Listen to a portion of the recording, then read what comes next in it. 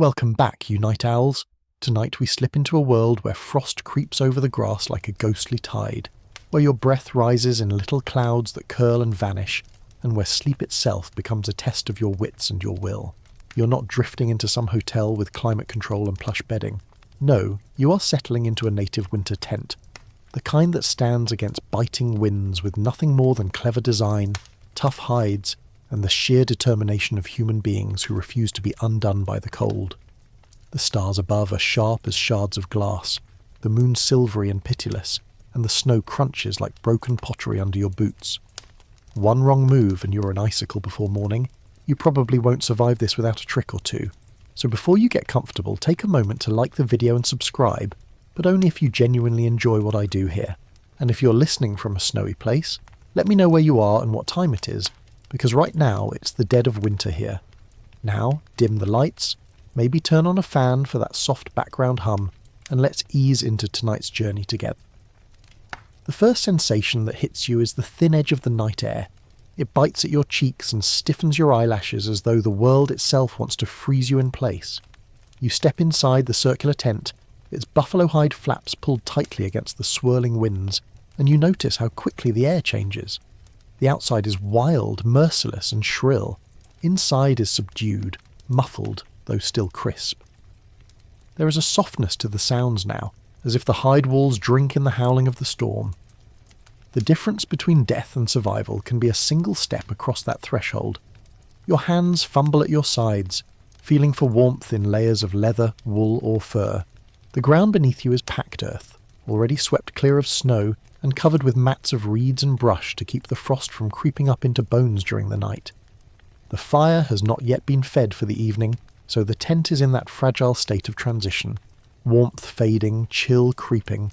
The family gathered close and quiet while the crackle of kindling is coaxed into life again. You kneel beside the hearth and realise that the night here is not simply endured, it is negotiated. Every ember counts.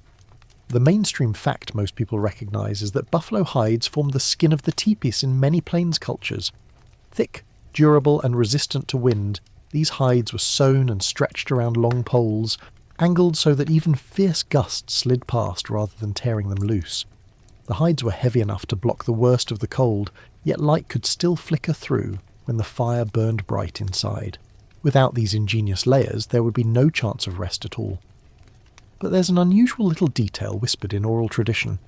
You hear of some people rubbing down the inner walls of the tent with animal fat, creating a kind of oily shield that discouraged drafts and made the hide less brittle. Imagine greasing your bedroom walls with tallow as a renovation project. HGTV would never. You crouch low as the flames rise. Shadows stretch like dancers across the hide, flickering with orange hues. The smell of smoke clings to your hair, though you barely notice. The human body here is so deeply acclimated to wood fire that it becomes part of your scent, your clothing, even your skin. Historians still wrestle with questions about exactly how smoke was managed in winter tents, whether the flap at the top was left open more often than closed, whether venting was carefully tuned by shifting poles, or if long winters simply meant waking up with eyes stinging from the fumes. Each theory paints a different portrait of life inside, and you're left to imagine coughing yourself awake versus breathing clean, crisp air threaded with fire's warmth. A small child stirs, wrapped in fur, the soft down of a bird layered closest to the skin, covered with thicker hides on top. You slide nearer, feeling the subtle warmth radiating from the cluster of bodies. This is not solitary sleep. It is a community event, a survival pact. Even your heartbeat seems to steady in rhythm with theirs, the entire tent pulsing like one vast organism in the cold night. Outside, the wind claws. Inside, people breathe in synchrony. Your eyes are drawn upward, to the apex of poles that meet above, lashed together in the familiar cone shape. Smoke curls toward the opening, catching the glow of the moon that peers through. For a moment you feel as though you are lying at the centre of a giant wooden ribcage, safe inside a beast that swallows the blizzard outside. That sense of shelter is no illusion. It's architecture born of necessity and refined by centuries. As you settle, your body becomes hyper-aware of every detail of warmth and cold. The blanket over you is heavy, fur against your chin, but the air sneaks at your nose, cooling each breath.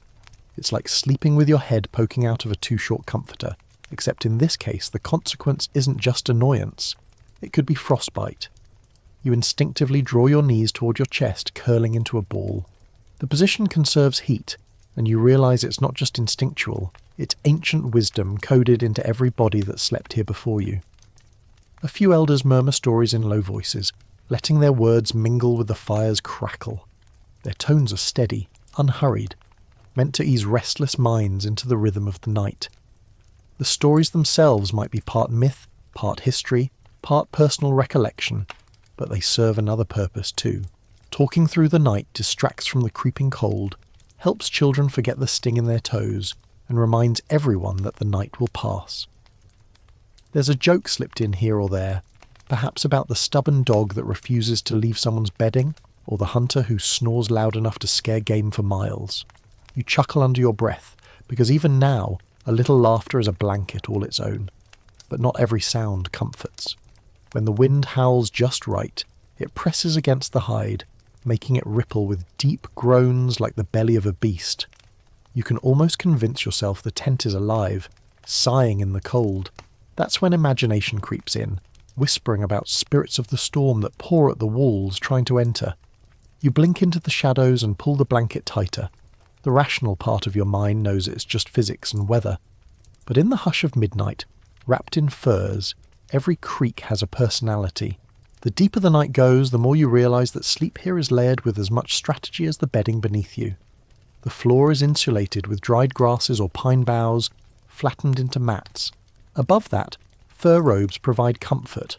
Then another layer of hide is like a lasagna of survival, each stratum catching and holding just a little more heat.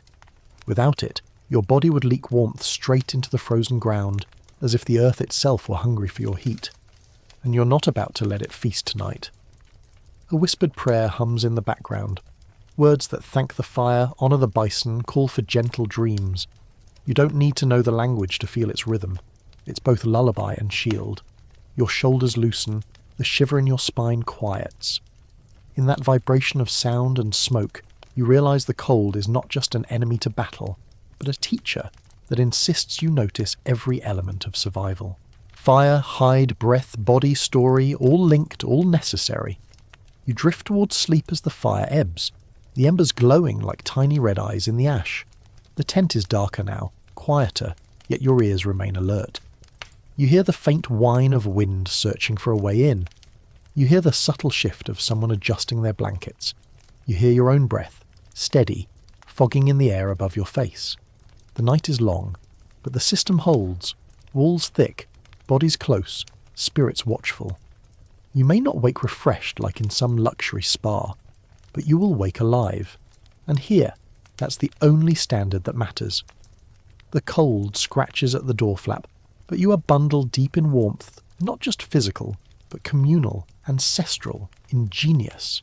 Sleep comes, and with it the memory that every generation before you has faced nights like this, layering hides, whispering prayers, laughing at snores, and waiting for dawn's pale light to pour through the smoke hole. You wake in the middle of the night, shifting slightly under the weight of hides and furs, and you can hear the soft rattle of wind testing the seams of the tent. The sound is steady, like invisible fingers tapping on a drum skin, always searching for a weakness, always trying to slip inside. Your eyes flicker open to the dim glow of the coals and the faint line of moonlight that sneaks through a small gap at the flap. What stands between you and the merciless winter is not stone or brick or mortar, but the thick, heavy hides of buffalo stretched and stitched with patience, layered with care, and secured around poles with quiet genius. You realise, lying there, that these walls are alive in a sense, breathing with the storm, flexing against pressure, and shielding everything you hold dear. The history of these buffalo hide coverings is not just practical. It is cultural, sacred, and symbolic. The mainstream fact you'd recognise from any museum exhibit is that Plains peoples relied on buffalo hides as the main construction material for winter tippies. A single hide, properly tanned and scraped, could form a patch in the grand quilt of the shelter, while dozens sewn together created a membrane thick enough to turn the wind aside. They were astonishingly durable, lasting for years with proper care, and their sheer mass meant that icy gales had to fight through multiple layers before reaching the sleepers inside. But as you trace your hand along the nearest wall, feeling its faint coldness against your palm, you also hear whispers of a stranger tidbit. Some stories say certain families stitched their hides with sinew soaked in animal blood, believing it not only bound the fibres tighter, but also lent spiritual strength to the seams. Was this practicality disguised as belief, or belief disguised as practicality? Historians still debate how widespread such practices were, or whether those stories reflect specific bands rather than the broader tradition. You shift again, tugging the blanket closer to your chin.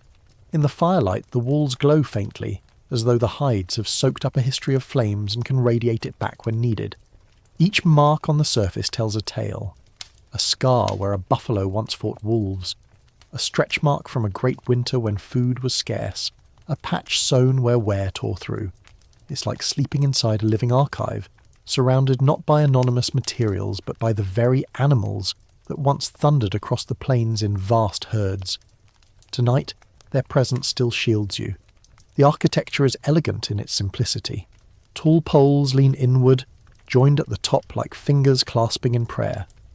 The hides are wrapped around in a spiral, overlapping at the seams to prevent drafts, and fastened with wooden pegs. When the wind slams against one side, the force is distributed up and around, spilling harmlessly into the night.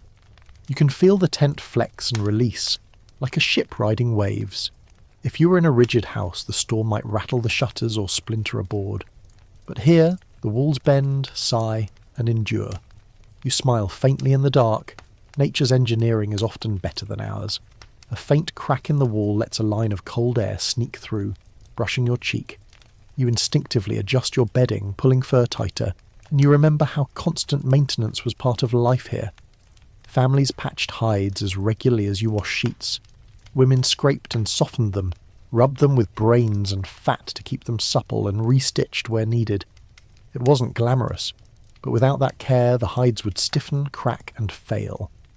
You wonder if someday future people will look back at your climate-controlled homes with the same mix of curiosity and disbelief. Imagine someone in 500 years asking, so, they trusted invisible wires in the walls to keep them warm, and when it stopped working they just froze? The parallel is closer than you want to admit. You roll onto your side, eyes open now, and watch how the firelight shifts across the inner canvas of the tent. Buffalo hides are not just functional, they also served as storyboards. Some were painted with geometric designs, suns, moons, and even entire battle scenes. Lying here, you might find yourself staring at painted circles meant to represent stars, or a streak that recalls lightning flashing across a remembered sky. The walls speak if you listen, offering visions to drift into as sleep returns. These drawings could inspire, teach, or even remind children of their lineage. Your modern walls at home might hold posters or family photos. These hides held heritage in pigment. The cold gnaws again, as though frustrated that it can't win. You marvel at how the hides balance permeability and insulation. They trap warmth, yet allow smoke to escape. They keep out wind, but let voices pass through in muffled tones. This paradox of openness and closure becomes part of your awareness. Outside, the storm rages. Wolves howl, snow swirls, branches snap. But inside, you're wrapped in something both fragile and indestructible. A faint laugh breaks from the far side of the tent. Someone mutters about how last winter, the wind ripped one hide clean away in the middle of the night, sending a man running into the storm in nothing but his leggings to wrestle it back. The image makes you grin, teeth chattering though you're snug. That kind of midnight adventure is equal parts terrifying and absurd. One slip and he'd be frozen solid, yet the family would tease him forever about chasing his own wolves like they were runaway cattle. Laughter again, soft but warming. Humour, it turns out, is insulation too. You begin to drift, but another thought rises. What about when the hides grew old, worn, or too thin? Some accounts suggest they were sometimes repurposed into bedding or clothing, nothing wasted. Others say that in the hardest winters, when supplies ran low, scraps might even be boiled down to create glue or broth. You swallow, imagining the bitter taste, and realise that survival often means finding nourishment in the unthinkable. That's a reality many historians wrestle with, whether such extreme measures were common or rare exceptions. The records are contradictory, leaving gaps as wide as the prairie sky. The fire snaps, a spark leaping upward, illuminating the curve of the wall above you. The hides catch the glow and reflect it in muted bronze. You could swear the walls themselves are breathing, expanding and contracting with each gust of wind, exhaling warmth, inhaling cold. In that moment, the tent becomes not just a structure, but a living cocoon, woven from the lives of buffalo and the labour of people who knew that without such walls, there was no tomorrow. Finally, you let your eyes close again. The walls creak, the hides rustle, the wind claws, but you are still here, wrapped in a fortress of fur and flesh that bridges the world between the wild outside and the fragile warmth within.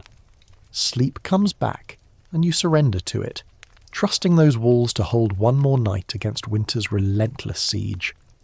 The night stretches on, and though the hides shield you from the worst of the storm, the air inside remains edged with sharpness. Your nose feels it most, that constant trickle of cold that sneaks in no matter how many layers you pile over yourself. But then, just beyond your reach, lies the reason the tent doesn't collapse into an icebox. The fire. Always at the centre, always alive, the hearth is the beating heart of this place. Its glow paints every face in flickering strokes, its heat radiates outward in gentle waves, and its smoke threads upward through the vent, connecting the world of sleepers with the expanse of the sky. You pull yourself a little closer to it, feeling the warmth seep into your bones. There's a primal satisfaction in the crackle of logs, a sound older than any song you've ever heard. The flames curl and dance, playful yet serious, like companions who are entertaining you and keeping you alive at the same time. You watch the sparks spiral upward, knowing they carry stories of the wood itself, bits of trees long gone now giving their last gift of warmth. Fire is never just fire here. It is teacher, protector, even spirit. The historical fact that grounds this scene is simple enough. Native peoples across the plains and forests used carefully tended fires in their shelters, not only for heat, but for cooking, light, and ceremony. The teepee hearth wasn't an accident of design, it was intentional. Its placement at the very centre allowed everyone to share equally in the warmth, and the cone shape meant smoke could rise upward without suffocating the sleepers. But lean closer, and you discover stranger details. In some accounts, people fed the fire bits of food or herbs before sleeping, offerings to ensure dreams would be kind. One quirky custom whispered in old narratives describes tossing a pinch of cornmeal or tobacco into the flames to feed them, as if the fire itself needed supper alongside the family. Was it superstition, or was it acknowledgement of fire as a living guest? Scholars still puzzle over how much of this was symbolic ritual and how much was everyday practicality blurred into belief. Your eyelids grow heavy as you watch the coals pulse. There is a rhythm to fire that seems designed to lull you into drowsiness. The ebb of light, the occasional flare, the slow collapse of wood into embers. Your body matches that rhythm without you even noticing. Each flicker corresponds to a soft breath. Each crack echoes the sigh of someone turning in their sleep.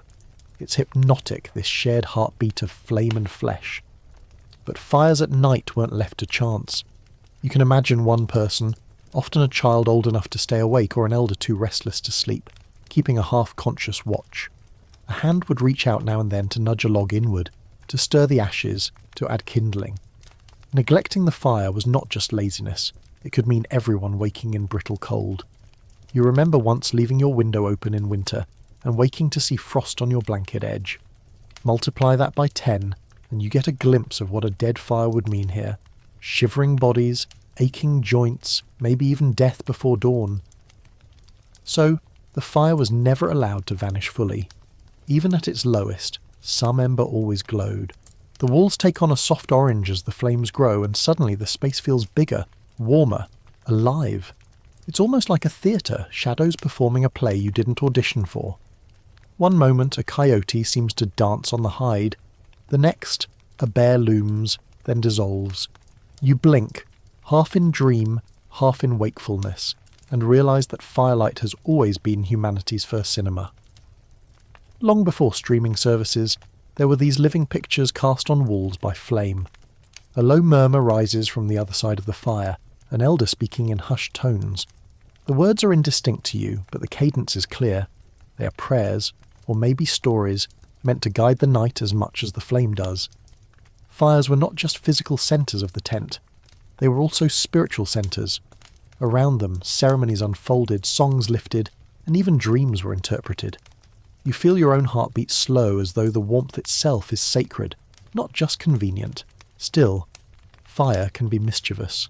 A stray spark snaps and lands close to a fur blanket, and instantly a hand darts out to brush it away. There is no panic, just a calm efficiency. Everyone knows fire can turn protector into enemy in a blink. That's why ashes are spread carefully, kindling stacked with thought, logs placed just so. You think of your own careless moments lighting candles at home, leaving them near curtains or books, and you blush at how much more careful these people were with something far more dangerous and far more necessary. The night deepens. The storm outside seems almost to give up, muffled by the hides and outshone by the glow within. You lie back, the fire's warmth kissing your face, and listen to the quiet crackle. It's strange how silence isn't silence here. It's filled with these tiny sounds. A hiss when sap bursts, a pop when bark splits, the gentle sigh of smoke rising. Together they form a lullaby older than language. A child turns in sleep and reaches a small hand toward the fire as if drawn by instinct. An adult gently tucks the hand back under covers, whispering a soft reminder. The flame is both friend and danger, warmth and risk. That paradox defines the night. You need it. You respect it. You never underestimate it. There's a scholarly debate that drifts into your mind like smoke curling upward. Some researchers argue whether winter fires inside teepees were maintained large all night, or if they were allowed to smoulder low to conserve wood and minimise smoke. Accounts differ. Some emphasise the roaring hearths that lasted till dawn, while others describe faint embers being revived each morning. Perhaps the truth varies depending on wood supply, severity of cold and family habits. That uncertainty itself feels right, because every family every night was its own negotiation with flame. Your eyes half close again. The fire glows, steady, protective, yet playful. You imagine tossing in a scrap of food to feed it, smiling at the idea of fire having a little belly to fill. You imagine shadows spinning tails on the walls, animals flickering in and out of existence. And you imagine the relief of waking each morning to see embers still alive, proof that you made it through another night in partnership with flame. The last thought before sleep takes you is simple but profound. This fire is not just in the tent, it's in you too. The same flame that guided ancestors, warmed children, cooked meals and lit stories is alive in your own heartbeat. And as you drift, you trust it, as countless others did, to carry you safely through the long winter night. The hours slip forward, and as the fire at the centre breathes its steady rhythm, you find yourself paying attention to another presence in the room, the air itself. It's not the kind of thing you notice in a modern house, sealed and filtered, where air conditioning units hum quietly and vents push currents you barely register. Here, the air is a participant in the night's drama.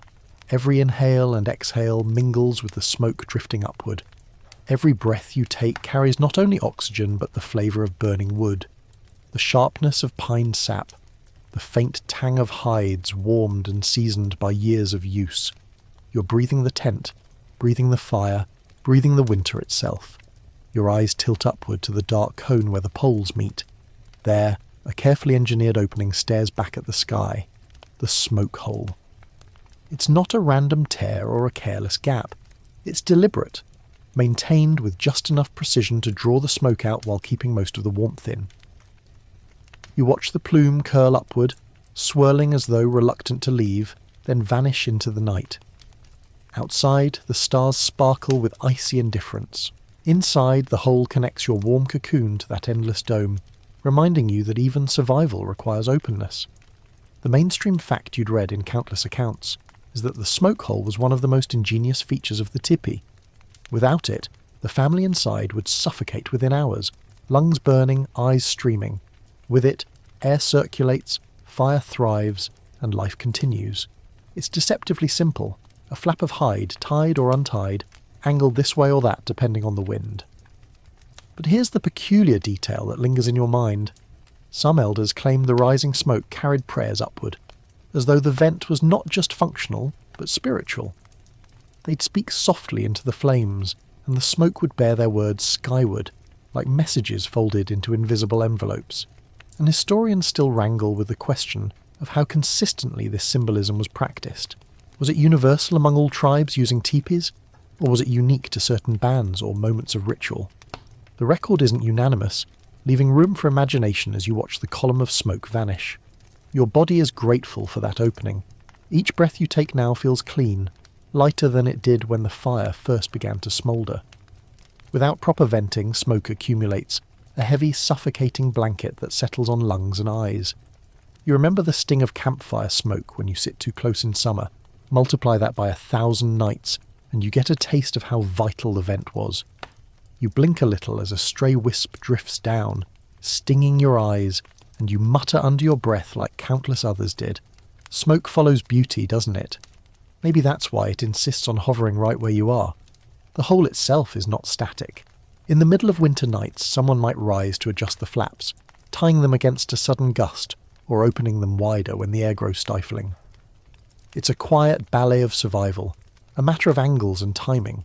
The hides at the top could be shifted with long poles, and you imagine the weary figure fumbling upward in the dark, trying not to wake the entire household, while fighting a stubborn draft. One wrong move and the fire sputters, one right move and the flames leap back, grateful for the rush of oxygen. You chuckle softly. Imagine modern thermostat arguments. But instead of fiddling with a dial, you're wrestling a 10-foot pole in the dark while smoke singes your eyebrows. Domestic disputes probably haven't changed that much. As you lie there, you notice how the breath of every sleeper joins the flow.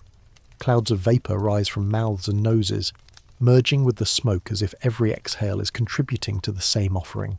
It makes you strangely aware of how communal this act is. You aren't just breathing for yourself, you're part of a collective atmosphere, feeding the fire as it feeds you. There's intimacy in that recognition, even vulnerability. One cough echoes differently when it belongs to the air you all share. The smoke hole also let in glimpses of the sky. Sometimes lying back you could spot the moon peering in, or stars winking like watchful guardians. This little window reminded everyone inside that the tent was never completely separate from the world. You weren't sealed away like in a bunker. You remained tethered to the universe above. That openness carried both comfort and risk. A snowflake might drift down unexpectedly, landing on your face. A gust of icy wind might slash through, making you burrow deeper into your furs. You groan quietly, remembering that balance always means compromise. There are stories, half remembered, half whispered, that some people feared the smoke hole also allowed spirits entry.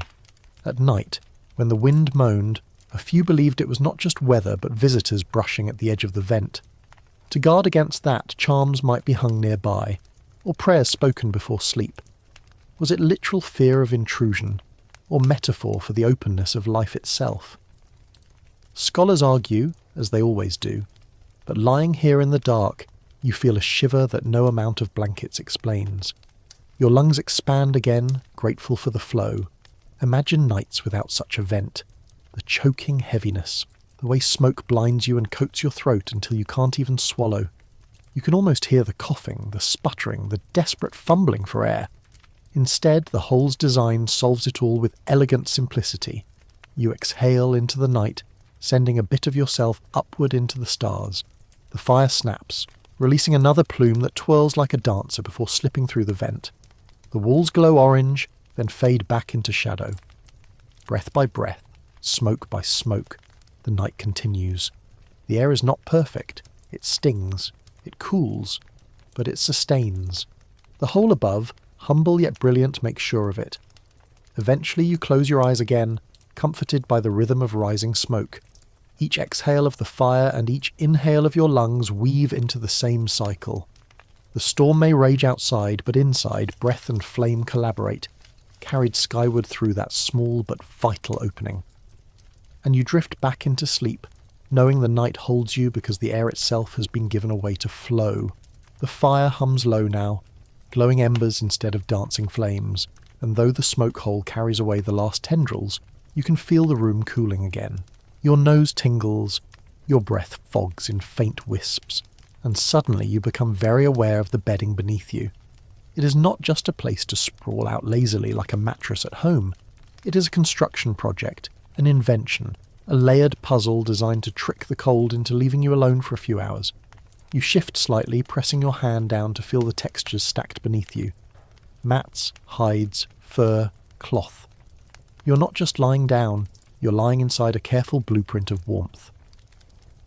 The most practical truth here, one that scholars agree on without fuss, is that native families in winter prepared bedding in multiple levels. At the base came mats of reeds or woven grass, sometimes even pine boughs, to keep skin and fur away from frozen ground. On top of that, thick buffalo robes or bear hides created insulation, with smaller furs like rabbit or beaver layered closer to the body. You can imagine peeling back each layer like an onion, discovering new textures, new smells, the faint resin scent of pine, the musky richness of buffalo, the softness of rabbit down. It's a sensory quilt, one that turns Earth's icy floor into something almost comfortable. But tucked into these practical arrangements are stranger details.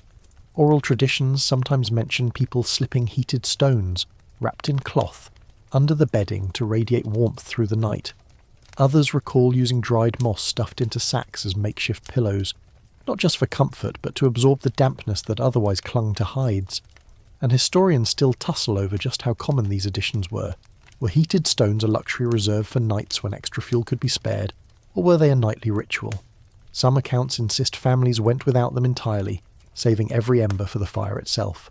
The debate leaves you wondering as you tug the blanket closer. Tonight, you wouldn't mind one of those stones nestled at your feet. Your toes curl instinctively as you shift deeper into the bedding. Cold creeps fastest into the extremities, so you tuck your feet under layers, making sure no stray draught finds them. There is comfort in how the bedding seems to hug back, wrapping you in weight. Modern weighted blankets promise anxiety relief, but here the pressure is simply survival. Thick hides pin you down gently, reminding you not to wander, not to expose yourself to air that might strip your heat away. You let the heaviness settle over you, and suddenly your eyelids feel heavier too. The bedding isn't uniform, it tells stories. That bear hide might recall the hunt that nearly ended in disaster, a tale retold every winter night as children nestled against it. The buffalo robe might be decorated with painted circles, symbolic suns or moons that reassure dreamers as they fall asleep. Even the woven mats at the bottom bear evidence of hands that laboured to braid reeds into strength. You realise you're lying not just on bedding, but on memory, labour and identity. Every thread and pelt is a reminder that survival here is communal, not solitary. Someone beside you snores softly, muffled under fur. Another shifts, pulling a blanket tighter. The room breathes together, but each nest of bedding is its own world. Children curl between parents, elders claim the warmest corners, and everyone negotiates space in this circular room. You wiggle slightly, finding the groove that suits you, the pocket of warmth left behind by someone's earlier shift. There is a kind of unspoken etiquette to this. Don't hog the furs, don't expose your neighbour, and never, ever kick someone's carefully tucked-in feet. A quiet joke drifts through your mind. You think of all the modern advice for better sleep. White noise machines, blackout curtains, memory foam mattresses. Here, the solution is simpler but more stubborn. Stack enough layers until the cold gives up. You chuckle softly at the thought of a sleep influencer recommending buffalo hide hacks for optimal rest. Your breath fogs the air, and you realise that laughter is another blanket. The scholarly imagination lingers on one curious question. How did bedding arrangements shift during travel? Was every layer carried from place to place, or did families rebuild with local materials each season? Some argue that prized hides travelled with the people, folded and bundled like treasure. Others suggest that each campsite demanded new mats, new plant layers, fresh insulation. The evidence is mixed. Scraps of woven reeds found far from wetlands suggest trade, while stories recall the endless work of weaving anew. You lie there, half asleep, imagining the sigh of relief at reaching camp and realising you didn't have to start from scratch. The bedding also shapes your dreams. Heavy fur against your skin makes you dream of animals, of running with bison, of curling like a rabbit in a burrow. The scent of pine mats seeps into visions of forests, green even in the depth of winter, and the warmth itself, once found, makes your body relax enough to imagine things that daylight never allows. Sleep here is not passive, it is active, layered like the bedding itself. You turn slightly, brushing your hand against a pelt so soft it startles you awake again. It's rabbit fur, impossibly gentle, warmer than its size suggests. You press your palm into it, marvelling at how something so small can make such a difference. It reminds you that survival isn't always about grand gestures. It's about little comforts, small additions layered until the cold loses interest. A distant howl echoes outside, and for a moment the bedding feels even more precious. You burrow deeper, burying your face against the furs, pretending the world beyond these hides doesn't exist. The storm, the hunger, the wolves. None of it matters if you can make it to morning. You sigh, long and content, knowing that the bedding will do its part. The fire cracks once, a spark leaping, but you're already drifting again. The mats hold the frost at bay, the furs cradle you, and the weight presses you into dreams. You're cocooned in a system older than memory, perfected not by design firms but by generations who refuse to let the cold win. And so you sleep, layered and protected, wrapped not just in hides but in the quiet wisdom of countless winters before. The storm outside continues its endless chorus, snow flung across the prairie in whirling sheets that whisper against the hides. Yet inside the tent the air is steadier, warmer, more alive. You feel it not just in the fire, not only in the hides, but in the way bodies press together, shoulder to shoulder, knee to knee, breath mingling with breath. Sleep here is not a solitary retreat, not the isolation of one body on a mattress, but a collective act. You're reminded, quite physically, that warmth grows stronger when it is shared. You shift slightly and realise how little space there is between you and the next sleeper. Their arm brushes yours when they move, their warmth radiates across the narrow divide, and their quiet breath is a rhythm you cannot ignore. In a modern house, such closeness might feel invasive. Here, it feels necessary. It is a pact of survival, written not in words but in proximity. Together you form a small sun radiating heat outward, every person a coal in a larger fire. The basic truth is straightforward. Clustering bodies together conserves heat. It is a mainstream fact of biology, a lesson you can test even now by huddling with others under a blanket. Families in winter tents didn't spread out like stars. They nested like birds, creating dense circles or lines of warmth. The smallest children slept between parents, elders claimed spots against the better insulated walls, and everyone sought efficiency over privacy. But beyond practicality, there is a more unusual detail whispered in stories. Some groups arrange sleepers according to kinship lines, so that even in slumber the social structure of family remained visible. Cousins together, siblings together, parents as barriers against drafts. The bed was a map of belonging as much as a tool of warmth. And scholars continue to wrangle over how rigid or flexible these arrangements were. Was it always kinship first, or did exhaustion trump order when the cold bit hardest? No record settles it fully. You breathe slowly, aware of how your own body heat adds to the cluster. Your skin is warmer here, the chill on your cheeks softened by the shared cocoon. You notice that even the rhythm of sleep feels contagious.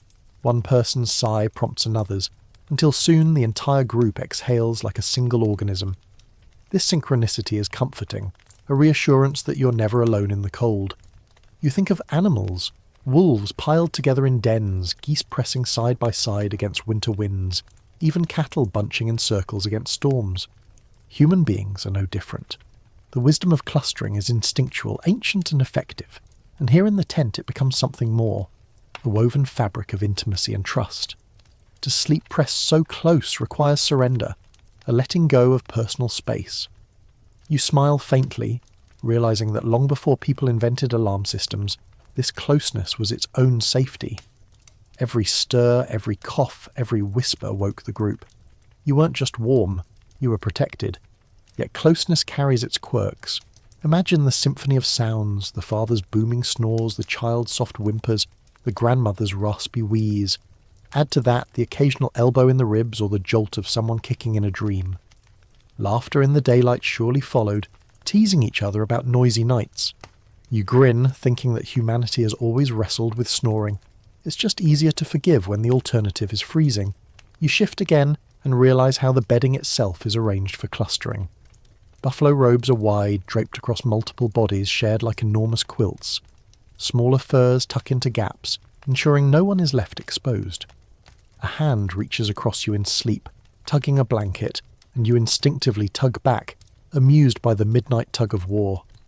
Even here, under threat of winter, the quiet battles of family life continue. There are stories, odd but memorable, of dogs being invited into these clusters, slipping under blankets beside children. Their body heat added to the circle and their presence offered comfort. You imagine waking to find a furry muzzle on your shoulder, breath warm against your cheek. In daylight you might push them away. At midnight you'd welcome the warmth. Historians, of course, disagree over how common this was. Some insist dogs were too valuable as guards and hunters to be spoiled this way. Others argue the bond between people and animals was intimate enough to blur those lines. The truth is probably somewhere in between. The storm howls again, louder now, and you feel the tent shudder slightly. But the cluster holds steady. Warmth radiates, shared through furs, through touch, through breath. It reminds you of childhood nights at sleepovers, piled on couches and floors, giggling until exhaustion won. Except here the stakes are sharper. Giggles are replaced by snores, and survival is the goal. Still, the comparison makes you chuckle softly. Cold or not, humans always find a way to make sleeping communal. As dawn creeps closer, the air cools even more. The fire is low, the coals faint, and your body curls instinctively into the cluster. Every inch matters now. Pull away too far and frost will find you. Press closer, and warmth reassures you. You surrender to it, no longer caring about elbows or snores. Scholars point out one unresolved question. Did clustering create problems of illness, spreading coughs and colds more quickly? Some argue that the benefit of shared warmth outweighed the risks, while others suggest outbreaks were inevitable in close quarters. The evidence remains fragmentary, leaving only speculation. Yet as you breathe the air here, mingled with so many others, you understand the choice. Warmth now, health later. Because without warmth, there is no later. You drift again, comforted not by solitude but by nearness. The cluster is your fortress, your family, your furnace. Together you form a single body against the storm, a reminder that survival is never an individual achievement but always a shared one. And so the night continues, breaths in unison, warmth in layers, dreams intertwined, until the first faint hints of dawn whisper at the edge of the smoke hole above. The fire has dipped low again, embers glowing like the eyes of watchful animals, and the bedding holds what heat it can. But still, the air inside the tent nips at your face and fingers, and you become aware of one more line of defense against the cold, the clothing you wear. Unlike in modern life, where sleep often means slipping into something lighter and softer, here night clothing is armour.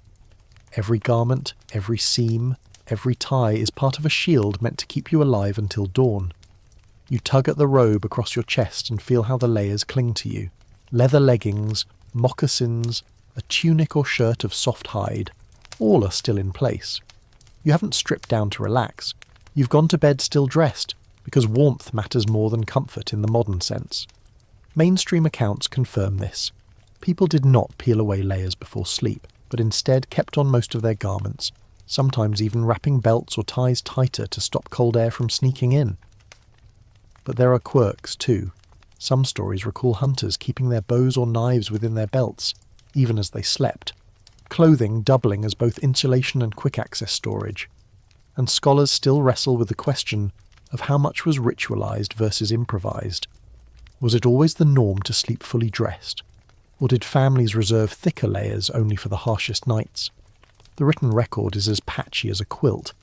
You flex your toes, grateful for the moccasins that still cover them. Made of soft hide, lined with fur, they cradle your feet as though they were small animals keeping guard. Without them, your toes would be the first to numb, the first to fail you. You remember modern advice to never wear shoes to bed, but here you smirk, try surviving a -20 night barefoot. Moccasins are not shoes now, they're survival blankets for your feet. The robe across your shoulders is heavy, perhaps buffalo or elk, its fur side turned inward to hold heat.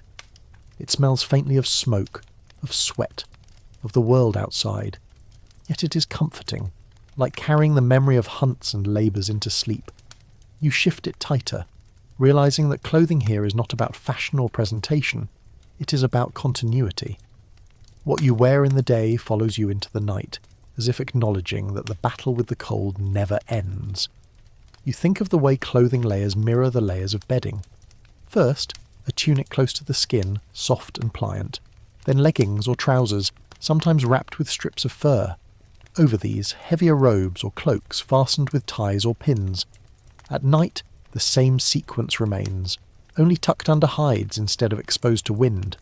It's like building a personal tipi around your body, portable insulation that you carry with you everywhere. But clothing is more than barrier, it's expression.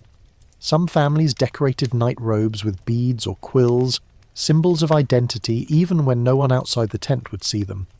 Imagine slipping under the covers wearing a garment embroidered with tiny suns or animals, a reminder of who you are and what you believe, even in the privacy of slumber. The cold might bite, but pride still burns warm. An unusual tidbit emerges as you recall tales of warriors who refused to remove their war paint even at night in the coldest months. The paint, mixed with animal fat, doubled as a kind of sealant against frostbite, and some slept with it still marking their faces. You chuckle quietly, imagining waking up with your face streaked but warm, a kind of prehistoric skincare routine with warrior flair. Modern moisturizers promise to lock in hydration. These ancestors were simply locking out death. Your breath fogs again, and you pull your robe closer. Beside you, another sleeper shifts, their robe sliding away briefly to reveal the glint of a belt knife. Even in slumber, clothing is preparedness. If a predator or enemy intruded, there was no fumbling in the dark for gear. Your clothing was already equipped for survival.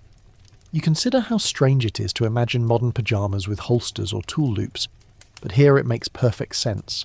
Life could demand readiness at any hour, yet the debate lingers among historians. Were nights like this always so martial, or were they softer, more restful, with weapons set aside? Accounts differ. Some argue for constant vigilance, others for trust in the camp's collective watch. The uncertainty only deepens your appreciation for the weight of your robe, for the knife you imagine close at hand, for the moccasins gripping your feet. Preparedness and rest walk hand in hand here. The clothing itself changes the way you dream. Wrapped in fur and leather, you feel less human, more animal, as though slipping into the instincts of wolves or bears curled in dens. The heaviness of hides against your chest compresses you into stillness, while the faint creak of leather reminds you of movement, of the outside world. You drift between identities, hunter, sleeper, beast, bound together by the garments that define the season. A joke crosses your mind, and you stifle a laugh. Imagine trying to explain this to someone who insists on silk pyjamas and featherlight sheets. "Oh, you sleep in silk? That's nice. I sleep in an elk." The absurdity makes you smile, and the smile itself warms you. A small ember inside. But even as humour bubbles up, seriousness remains. Without these layers, without this armour of clothing, you would not survive till dawn. Your robe is shield, your leggings fortress, your moccasins defenders. Each piece is a soldier in the armour you wear against winter. Together they fight the unseen enemy that presses against every seam of the tent. The night deepens, the fire sighs, the cluster of sleepers shifts but remains steady, and you, dressed and armoured even in slumber, feel the cold gnaw but never conquer.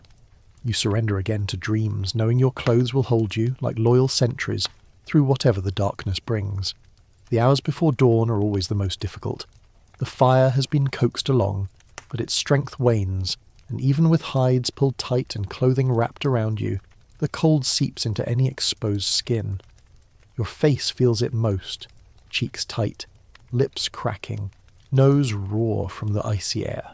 In that moment you remember another line of defence, one less obvious than blankets or fire, the grease and oils rubbed onto skin to keep the cold at bay.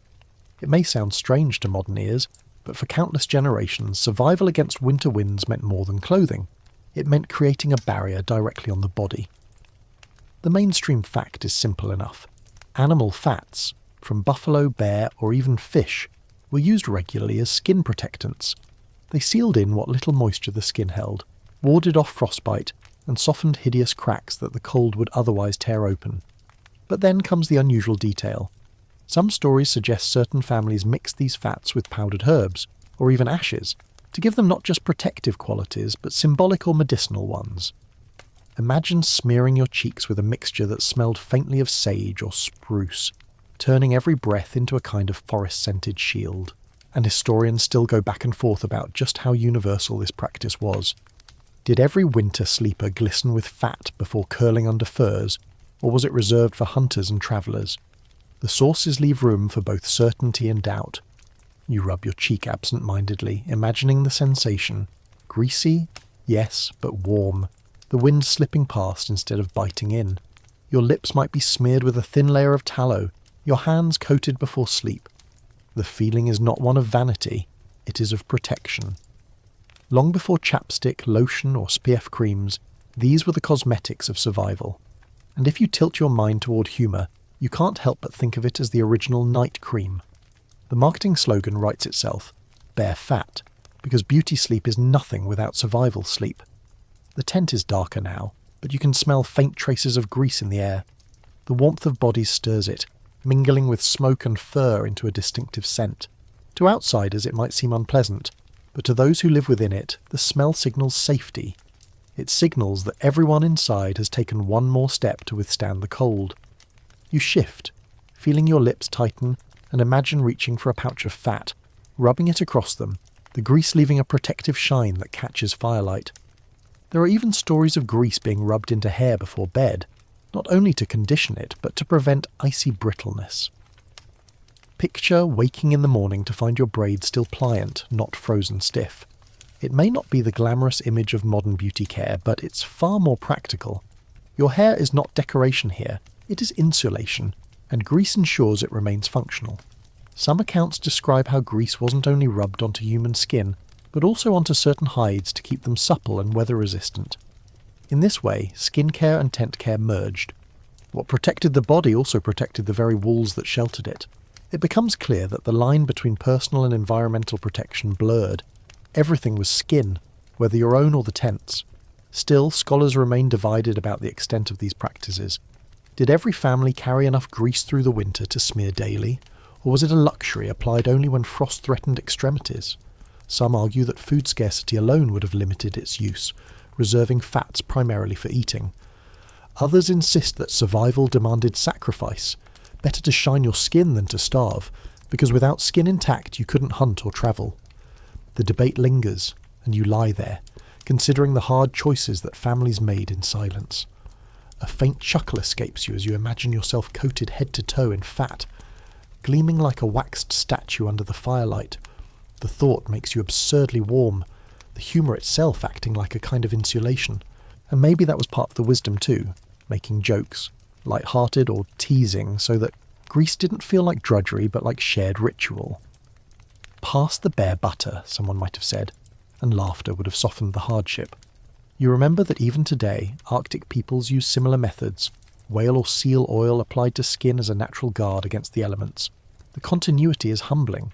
What you might wrinkle your nose at is actually ancient, effective science. Human ingenuity shines brightest when it looks simple.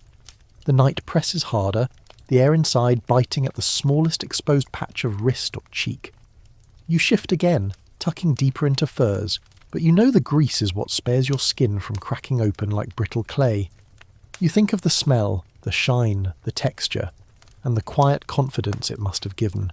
To wake with skin intact was to wake with one more edge against the cold. Eventually your breathing steadies, the thought of protective grease settling you like another blanket. Outside, the storm claws at the hides. Inside, your body gleams faintly under its invisible coat. Proof that sometimes survival is as simple and as clever as turning fat into armour. The fire has burned low again, shadows pulling tight across the hide walls, and the wind outside continues to hiss. You hear it whipping snow across the ground, piling it against the flaps of the tent drifting against the poles. At first thought, snow feels like the enemy, cold, invasive, a thief of warmth. But lying there under hides, you realise that snow plays a stranger, subtler role. It is not always the foe. Sometimes snow itself becomes an ally. You shift slightly, peering toward the base of the walls where faint white patches peek through gaps. The drifts are piling high, hugging the tent in uneven banks. And oddly enough, this comforts you. Snow, for all its icy cruelty, has insulating power. It is air trapped in crystals, layers upon layers that mute sound and block wind. In a strange twist, the very substance that kills with frost can also cradle and protect. That paradox lies at the heart of winter survival. The mainstream historical fact is well established. Snow was often used as natural insulation by native families in winter encampments. When it piled against the outside of teepees or lodges, they let it be, knowing it sealed cracks and kept out drafts. Sometimes it was even deliberately packed tighter against the walls, transforming the structure into a hybrid of hide and snowbank. The result? A home warmer inside than one exposed. But then there are the odder tidbits, accounts describing children invited to stomp snow into place around the edges, their laughter mixing with the crunch, as if turning insulation into a winter game. And historians still mull over the larger picture. Did families see snow primarily as nuisance or as blessing? Some records highlight frustration at endless shoveling, others praise snow's quiet protection. The contradiction lingers, unresolved like the sound of snow hissing outside. You smile faintly at the thought. Your modern instinct would be to shovel the drifts away, to clear them from your doorway. Yet here, the wiser move is to let them pile, to welcome the snow's embrace. It is as though nature herself tucks you in, pulling up a blanket you didn't ask for but sorely need. You remember stories of hunters caught far from camp who dug snow caves for shelter. Those crude domes, sealed from wind, could trap enough heat to keep a body alive through the worst night. Inside the tent, the principle is the same. Snow pressed against hide adds a layer of still air, reducing drafts, holding warmth. You breathe in slowly, realizing that your survival rests not just on resisting nature, but on collaborating with it. Still, snow brings inconvenience. When you need to leave at night, the flaps are heavy, weighed down by drifts, and the moment you push through, icy powder spills down your back. You grunt softly, imagining the curses whispered in countless winters past. Snow helps, yes, but it also sneaks into bedding, melts into water that chills hides, sticks to moccasins until your toes sting. Like any ally, it has its moods.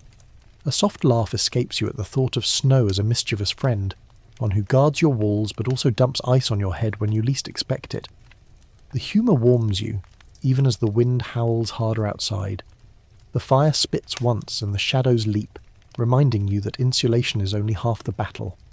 Warmth still has to be created before it can be preserved. Snow is no magic saviour, it is only assistant.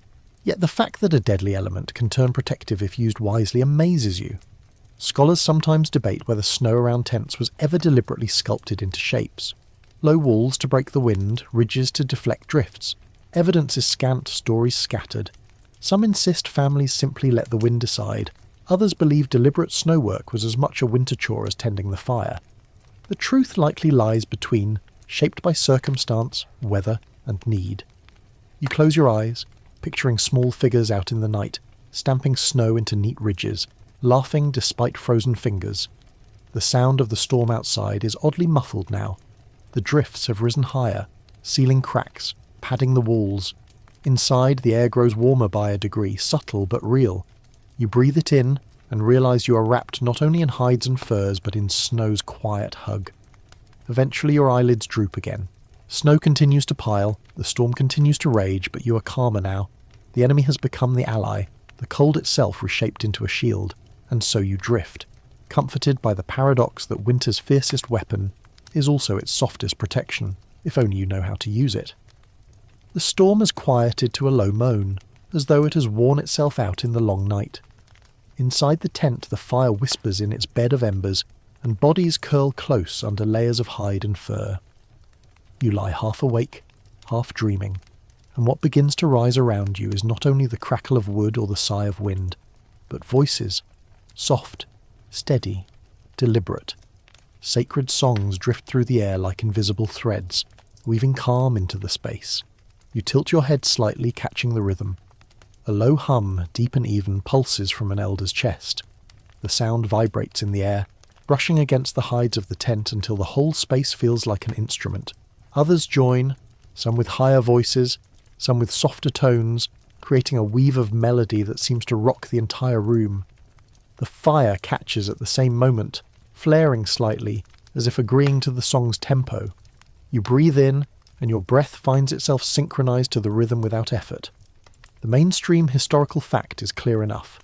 Music, especially simple, repetitive chants or songs, was an integral part of native life, used not just in ceremonies but in daily rhythms, including evenings in the lodge. The steady beat of drum or rattle often accompanied these songs, even if the instruments were only softly tapped. But here's the quirkier layer. Some accounts say that songs sung at night specifically helped people keep warm. The vibration, the controlled breath, the shared harmony, these created both psychological comfort and a sense of heat spreading through the body. Imagine singing your way to warmth, lullabies doubling as insulation, and historians still argue about whether such songs were purely practical, helping regulate breath and calm nerves, or whether they were primarily spiritual offerings meant to carry dreams safely into the unseen. The debate lingers, but tonight, lying here, the distinction doesn't matter. The rhythm catches you deeper. The voices rise and fall, always steady, never hurried. A rattle shakes lightly, its seeds bouncing like footsteps across the silence. Your heartbeat slows to match. The song is less about melody than about constancy, about creating a pattern in the darkness that reassures the mind. This night too will pass. You remember how modern life is filled with apps promising sleep sounds, rainfall, ocean waves, white noise. This is the ancient original, built of voices and fire, tuned to the same purpose. As the song continues, you feel the children in the cluster stir, their breathing evening out again as though soothed back to dreams. Elders close their eyes, lips still moving in quiet hums. It is not performance, it is presence. You realise how deeply this rhythm is tied to survival, because sleep in the midst of winter is not guaranteed. Anxiety, cold, or fear can keep the body restless, wasting energy. The song tames that, gently ushering minds into surrender. You smile faintly, remembering a tidbit you once heard, that some families compose songs specifically for winter nights, with words describing warmth, fire, or even mocking the cold itself. One line, preserved in memory, joked about the wind trying to blow the tent away but failing, like a weak-old man puffing his cheeks. Humour woven into song. What better insulation could there be? You chuckle softly, then quickly stifle it so as not to disturb the rhythm. Your eyelids drift lower, but still you notice how the fire seems to pulse in time with the song. Each flare matches a breath, each crack mirrors a note. You begin to wonder whether the rhythm of song helped keep the fire alive, guiding the stoker to add wood at just the right intervals. Was this coincidence, or was it design? Scholars puzzle over it, noting that oral accounts often connect fire and song as twin guardians of night. But proving it remains elusive. Was it practical observation or poetic remembrance? You let the uncertainty wash over you, as if the question itself is part of the lullaby. A rattle shakes again, this time softer, like snowflakes falling.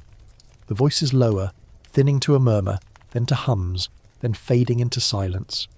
Yet the rhythm remains in your chest, echoing even after the sound has gone. You breathe slower, deeper, as though the song is still there, carrying you into sleep. For a moment you glimpse how powerful this tradition is. Not just entertainment, not just worship, but literal medicine against the cold and the fear of the night. You're reminded that survival is not only about bodies huddled under hides, but about minds steadied by rhythm, spirits calmed by melody. You sink further into the bedding, hearing phantom echoes of the song in the wind outside. The rhythm lingers, carrying you gently down into the river of sleep. And so the night continues, fire and voices braided together, warmth sustained not only by hides and snow, but by the sacred rhythm that sings winter into something survivable. The longhouse is quiet now, though not empty. The fire lies low, a dull orange glow flickering across the walls of timber. Hushed breaths rise and fall, a chorus of slow rhythms that fills the space between the timbers. You lie on your own pallet of furs, feeling the faint press of neighbours' bodies nearby. Their warmth radiates outward, a gentle heat that seems to extend like a web throughout the hall. There is no embarrassment here, only the shared recognition of human need. In this arrangement, bodies are resources, living stoves of mutual survival. You flex your fingers and toes, testing the chill in the air. It is cold, certainly, but not bitter. The longhouse itself is engineered for winter. Thick walls, tightly thatched roofs, and the low placement of doors to prevent drafts from racing through. Even so, the nights can be merciless. That is where the ingenuity of shared warmth comes in. Families sleep huddled together, limbs tangled, bodies pressed to one another to conserve heat. A younger sibling tucked close to a parent gains the parent's heat. An elder's shoulders radiate a faint, steady warmth. It is a strategy both practical and intimate, an invisible quilt of shared energy. The anthropological studies confirm what you feel instinctively. Body heat is survival currency. The Vikings of northern Europe, like many cold climate cultures, relied on proximity as much as fire. They arranged sleeping spots not randomly, but with a deliberate understanding of thermal dynamics. Children, elders, and the weak were positioned to benefit most from the heat of stronger adults. Even the act of sleeping in groups reduced the risk of hypothermia and conserved precious firewood. You feel a connection to this long-dead logic, the same strategies enacted by countless generations of humans before modern insulation. There is more to it than mere physics. As you settle further, your mind drifts over the psychological dimensions. Being pressed against another human creates a profound sense of safety. Muscles relax, the heart rate slows, anxiety diminishes. You notice how the longhouse's structure, a narrow rectangular hall, funnels warmth and presence together. Each person is both giver and receiver, a cycle that extends not just heat, but trust and reassurance. Even in the deep freeze, there is a profound sense of community, a collective shield against the night's cruelty. The fire shifts slightly, embers glowing brighter. Someone stretches lazily, a hand brushing against your back, and you feel a spike of heat transfer. The simplicity of it is striking. No blankets or synthetic fibres, only skin, fur and proximity. The elder at the hearth hums a quiet tune, the sound low and soothing, echoing from timber to timber. You realise that this shared warmth is not merely functional, it is ceremonial in its own subtle way. It is ritualistic. Just as the hearth is the heart of the home, the bodies gathered in proximity form a living engine of survival, a network of thermal and emotional resilience. You shift slightly to better press your shoulder against the neighbour beside you, noticing how the heat flows in waves. A small smile creeps onto your face. Even a glance around, without moving your head, reveals the intimate geometry of the longhouse. People arranged in precise patterns of heat exchange. Those with thick furs are placed closer to the coldest walls. The weaker or smaller huddle near stronger bodies. Infants are cradled in arms that radiate steady warmth. It is a living blueprint, a system of survival that's optimized over decades, centuries. You remember an ethnographer's note about the layered strategy. The longhouse fire, the fur bedding, and the clustering of bodies all contribute. Alone, each is insufficient for enduring sub-zero nights. Together, however, they create a microclimate capable of keeping an entire household alive. You can feel it as a current beneath your skin, the subtle energy of interwoven warmth. Even as you lie still, your body is part of the system. Heat transfers through shared touch, and the sense of touch extends beyond comfort into function. This is human adaptation at its most elegant, a living, breathing network of survival. Your mind begins to wander further into the nuances. There is a social dimension as well. Sleeping arrangements communicate hierarchy, trust and responsibility. Elders are honoured with spaces of prominence. Children are protected at the centre. Warriors with stronger builds form outer barriers, their bodies acting as shields against drafts. It is an unspoken choreography, every body in position to serve both itself and the collective. Even the placement of furs follows logic. Thicker hides near colder zones, thinner hides near warmer ones.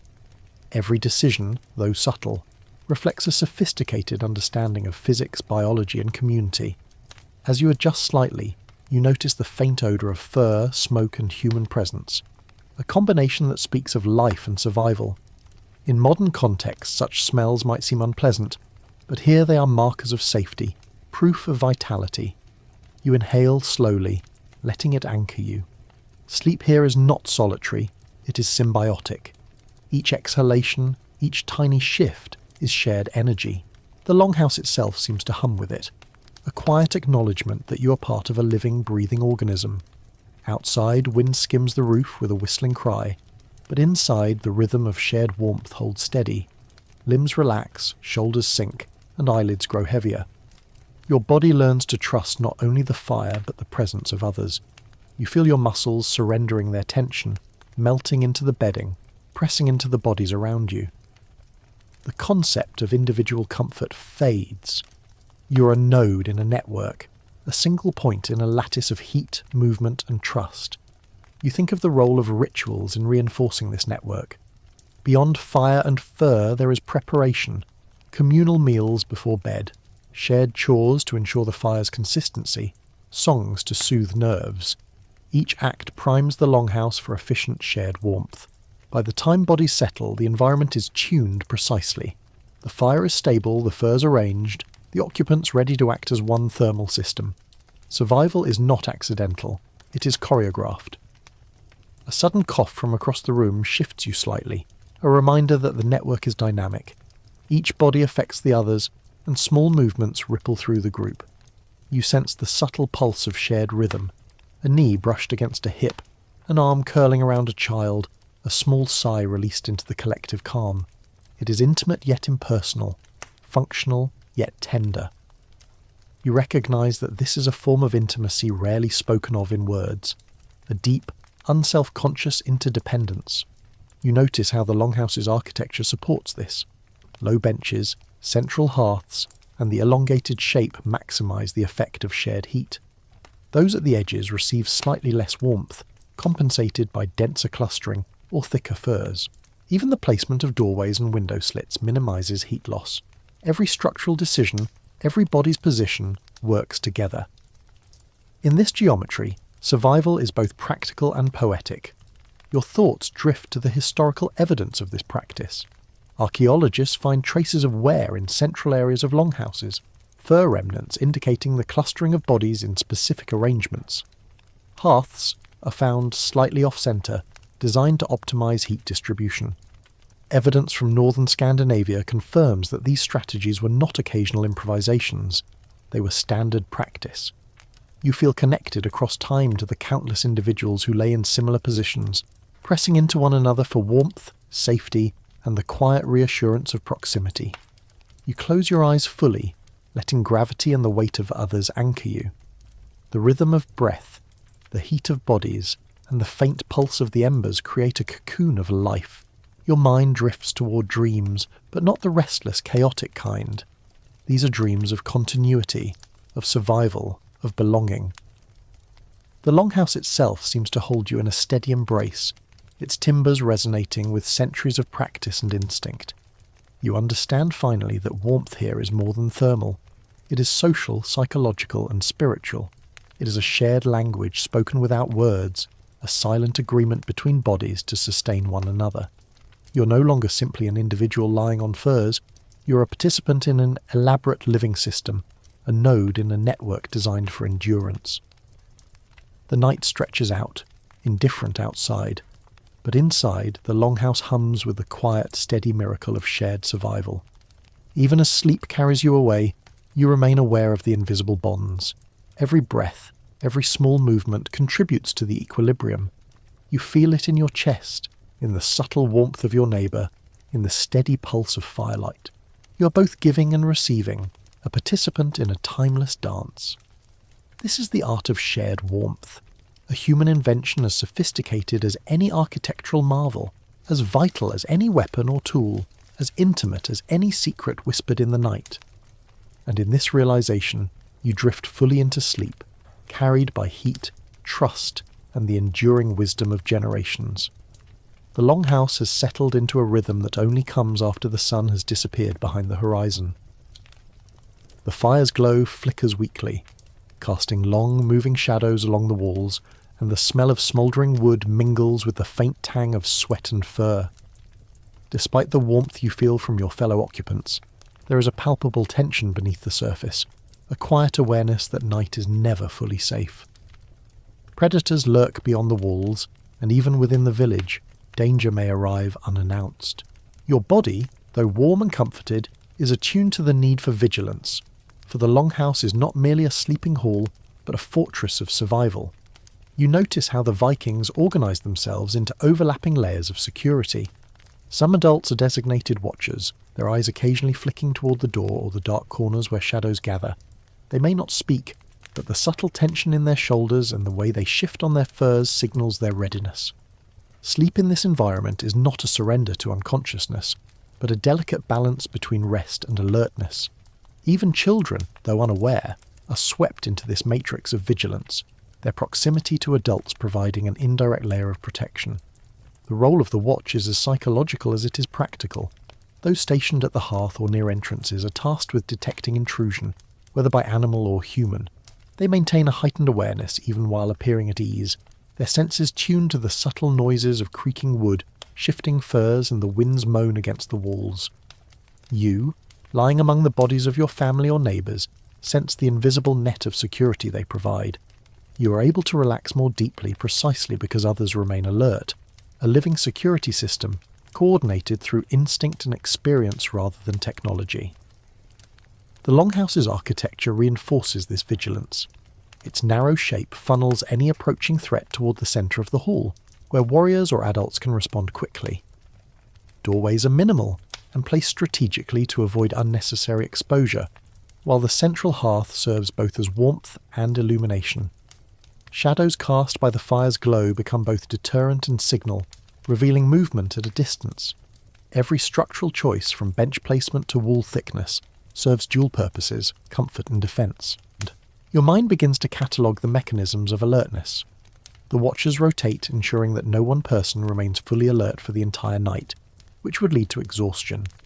They use subtle cues, a cough, a foot shuffle, a gentle touch on a shoulder, to signal readiness or shift the burden of vigilance. Even the quietest movements, like the settling of furs or the stretch of an arm, are communicated through observation, without words. You sense how this choreography reduces the risk of fatigue-induced lapses, a practical evolution of communal living under harsh conditions. Outside, the wind rises, rattling the roof thatch, and you feel a spike of alertness. Even without fully waking, your senses register potential threats. The Viking body is trained for this duality, the ability to drift into restorative sleep while remaining semi-aware of environmental cues. Your ears pick up the faint crackle of embers, the subtle shift of a body nearby, and the low hum of conversation that has tapered off to near silence. Each sound is registered, processed, and catalogued, even in the semi-conscious state of drowsiness. You think of historical reports from longhouse excavations, where patterns on floors and benches, soot marks on walls, and the positioning of sleeping areas all point to an intricate understanding of nocturnal defence. Elders often slept close to the centre, their knowledge and authority lending both guidance and physical presence. Warriors occupied positions near exits or the edges of furs, ready to act if the night brought danger. Children were nestled near adults not just for warmth but for protection, integrated into the larger strategy of survival. The mental state required for this balance is subtle. Sleep cannot be too deep, lest the watcher fail, nor too shallow, lest the body remain exhausted. There is an equilibrium maintained through centuries of practice, an unconscious calibration of mind and body. You sense it now, lying amidst the others, a pulse of readiness, a collective heartbeat of vigilance that runs beneath the apparent calm. Even as you drift in and out of sleep, you're attuned to shifts in temperature, the creak of timber, and the faintest whisper of movement at the door. A sudden noise outside, a snapped twig, perhaps a fox or the wind itself, triggers a ripple of subtle movements within the longhouse. Limbs adjust, eyes flick open, and bodies tense for a fraction of a second before relaxing again. You feel a wave of adrenaline pass through you, not alarming, but a reminder of your part in the ecosystem of alertness. Even the youngest or smallest are indirectly participating, their presence contributing to the collective awareness. The Vikings relied on this subtle interplay, a dance between sleep and wakefulness, comfort and caution, warmth and readiness. There are rituals that enhance this nighttime vigilance. Before nightfall, fires are stoked and furs are arranged, creating both comfort and defensive readiness. Doors are secured with heavy wooden bars, while small openings allow for observation without exposure. Warriors or capable adults patrol briefly, ensuring that no threat has approached unnoticed. These routines are ingrained, repeated nightly, reinforcing both the physical and psychological preparation necessary for survival in a world where danger is omnipresent. You notice that even the act of sleeping itself is structured. People lie in positions that allow for quick response, heads oriented toward exits, bodies positioned to leverage both warmth and mobility. Limbs may be partially draped over neighbours, enabling subtle shifts to communicate redness or signal discomfort. Furs are layered strategically. Thicker hides near weaker individuals, thinner near the robust, maximising both warmth and defensive coverage. The longhouse is a living organism, its occupants nodes in a network of mutual protection, each movement calibrated by instinct and experience. The social dimension of vigilance cannot be overlooked. Trust is implicit yet constantly reinforced. You rely on your neighbour to wake if necessary, just as they rely on you. This shared responsibility strengthens bonds, creating cohesion that extends beyond the physical aspects of safety. Conflict is minimised, for the cost of error is high. Cooperation is survival. Even subtle signals, a shift in posture, a faint cough, communicate readiness, creating an unspoken language that guides the collective night. You drift into a semi-conscious state, where dreams and awareness overlap. You sense the fire's glow, the press of bodies beside and beneath you, and the distant sound of wind against the roof. Your mind imagines potential scenarios: predators slipping silently through snow, hostile visitors testing doors, the sudden collapse of a roof under heavy snow. Yet these scenarios are tempered by the knowledge embedded in the longhouse, the architecture, the clustering of bodies, the rotation of watchers, and the subtle signals of alertness. Even in sleep you are part of this system, your body both resting and contributing. Historical accounts note that the effectiveness of such vigilance was remarkable. Few families suffered predation within the village, and nocturnal survival rates were high relative to the dangers outside. The integration of architecture, social hierarchy, and human instinct created a defensive system that required no weapons during rest, only awareness, cooperation, and proximity. You feel the elegance of this approach as you lie in the dim light, realizing that survival depends as much on observation and shared strategy as on firewood or food. The night stretches on, sounds grow softer as the wind wanes, embers burn low and bodies settle into a deeper rhythm. Yet even as the longhouse seems to surrender to stillness, a faint pulse of vigilance remains. It is subtle, a slight muscle tension, a twitch of an ear, a half-open eye, but it is everywhere, invisible yet tangible. You are aware that this is the essence of Viking night strategy, the interweaving of sleep and watchfulness, comfort and readiness, intimacy and community. You feel the duality of your existence, both participant and observer, both vulnerable and protected. Your breath falls into a pattern that aligns with those around you, a silent synchronization that enhances both warmth and alertness. Limbs shift slightly, adjusting to the shared thermal map, while subtle auditory cues continue to scan for threat. You're enveloped in the longhouse's embrace, a living testament to the ingenuity of those who understood that survival depends on more than tools. It depends on awareness, cooperation, and the quiet vigilance that carries you through the night. By the time your sleep deepens fully, the system continues to function without conscious direction. Watchers adjust in micro-movements, fires smoulder and maintain their glow, and the longhouse itself stands as a fortress of shared knowledge. The interplay of heat, presence, and observation ensures that even in the coldest, darkest hours, survival is not left to chance. You're both individual and collective, part of a living system honed by generations, and in this balance, the night passes, a quiet testament to the mastery of vigilance, the elegance of shared strategy, and the enduring intelligence of human adaptation. The longhouse is quiet now, save for the occasional snap of embers or the whisper of wind outside. Your body is cocooned in layers of furs and blankets, pressed close to others whose warmth seeps into you. As you lie there, you begin to notice the intricate system of sleeping arrangements that the Vikings relied upon to survive bitter nights. This was not haphazard. It was a carefully honed strategy, developed over generations through trial, error, and observation. Each person's position, the number of layers of furs, and the proximity to others served a distinct function, maximizing warmth, maintaining safety, and ensuring that no one was left vulnerable. The first layer beneath you is often a thick mat of straw or reeds, harvested in the late summer and stored dry to prevent rot. It acts as insulation from the cold, damp floor that would otherwise draw heat from your body. On top of this, multiple layers of furs are spread. Some are sheepskin, soft and insulating. Others are deer or elk hides, prized for their density and ability to trap air. The Vikings understood that warmth was not merely a matter of covering oneself. It was about creating pockets of air that could be heated by body heat and retained through layering. You feel the difference immediately. The insulation beneath you prevents cold from stealing into your bones, while the furs on top trap heat, holding it around your torso and limbs. Fur layering also takes into account moisture management.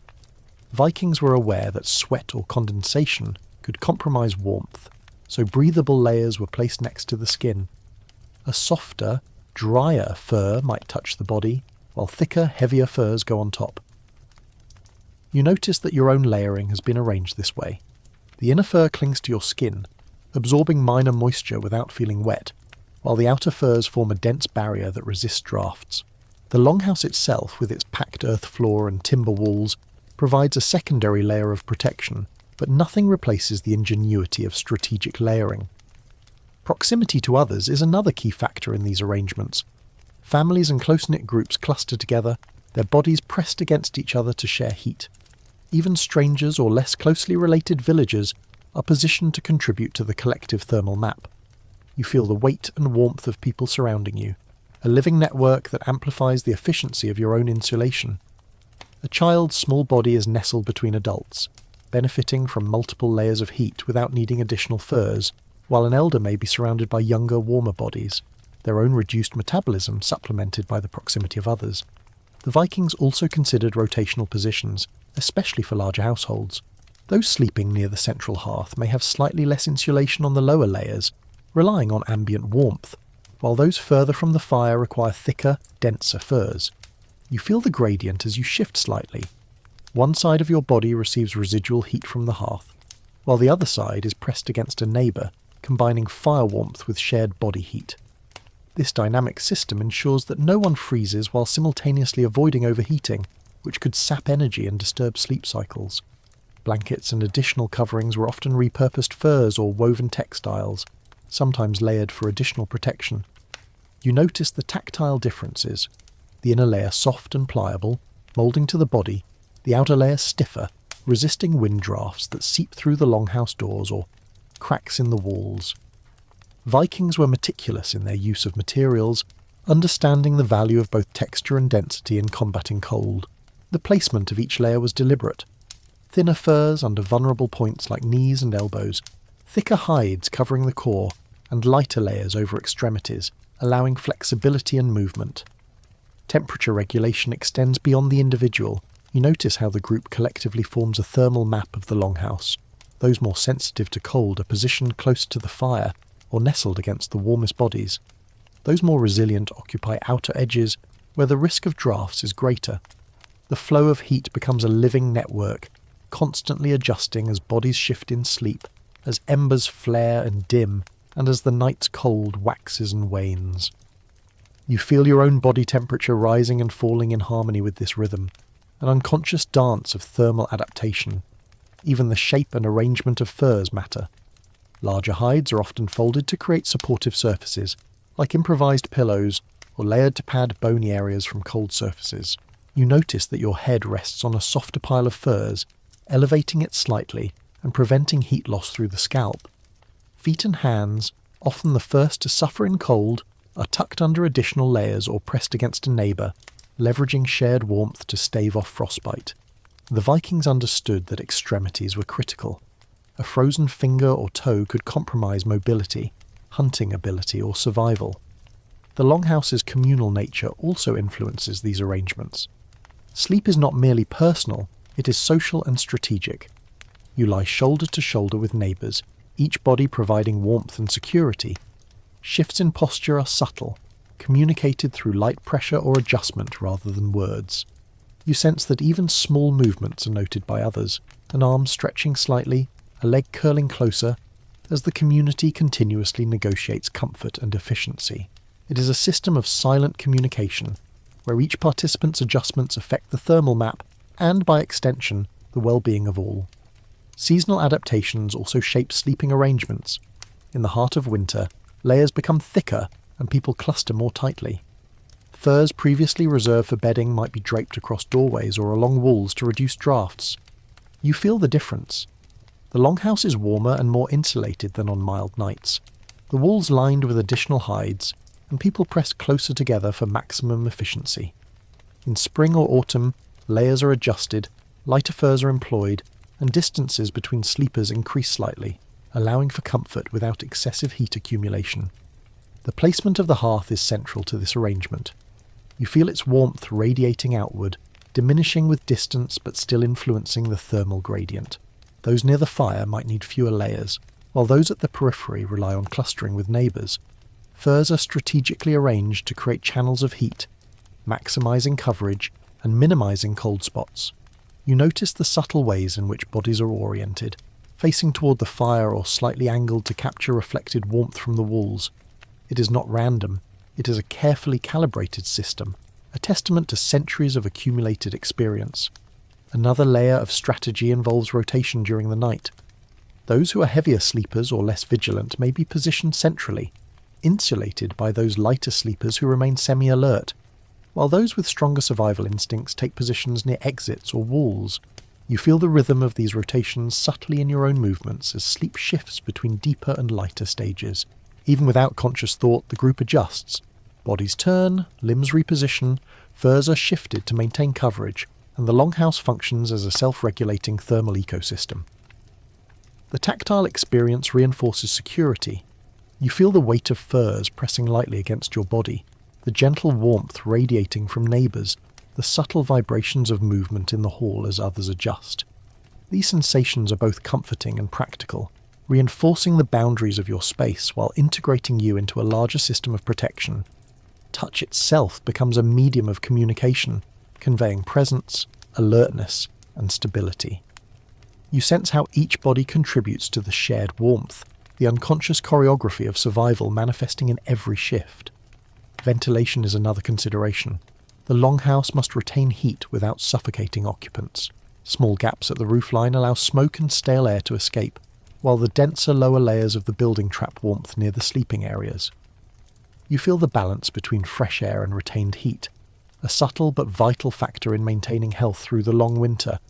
Layering is therefore not merely about furs, but about the controlled circulation of air and heat within the space, ensuring that the environment remains breathable while maximising thermal efficiency. Even clothing contributes to the system.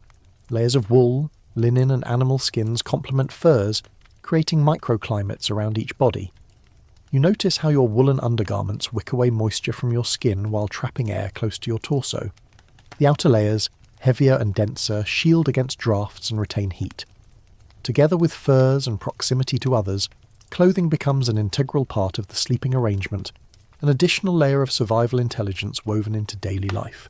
By the time you settle fully into this cocoon of furs, bodies, and gentle warmth, you understand that sleeping arrangements in a Viking longhouse were a science and an art.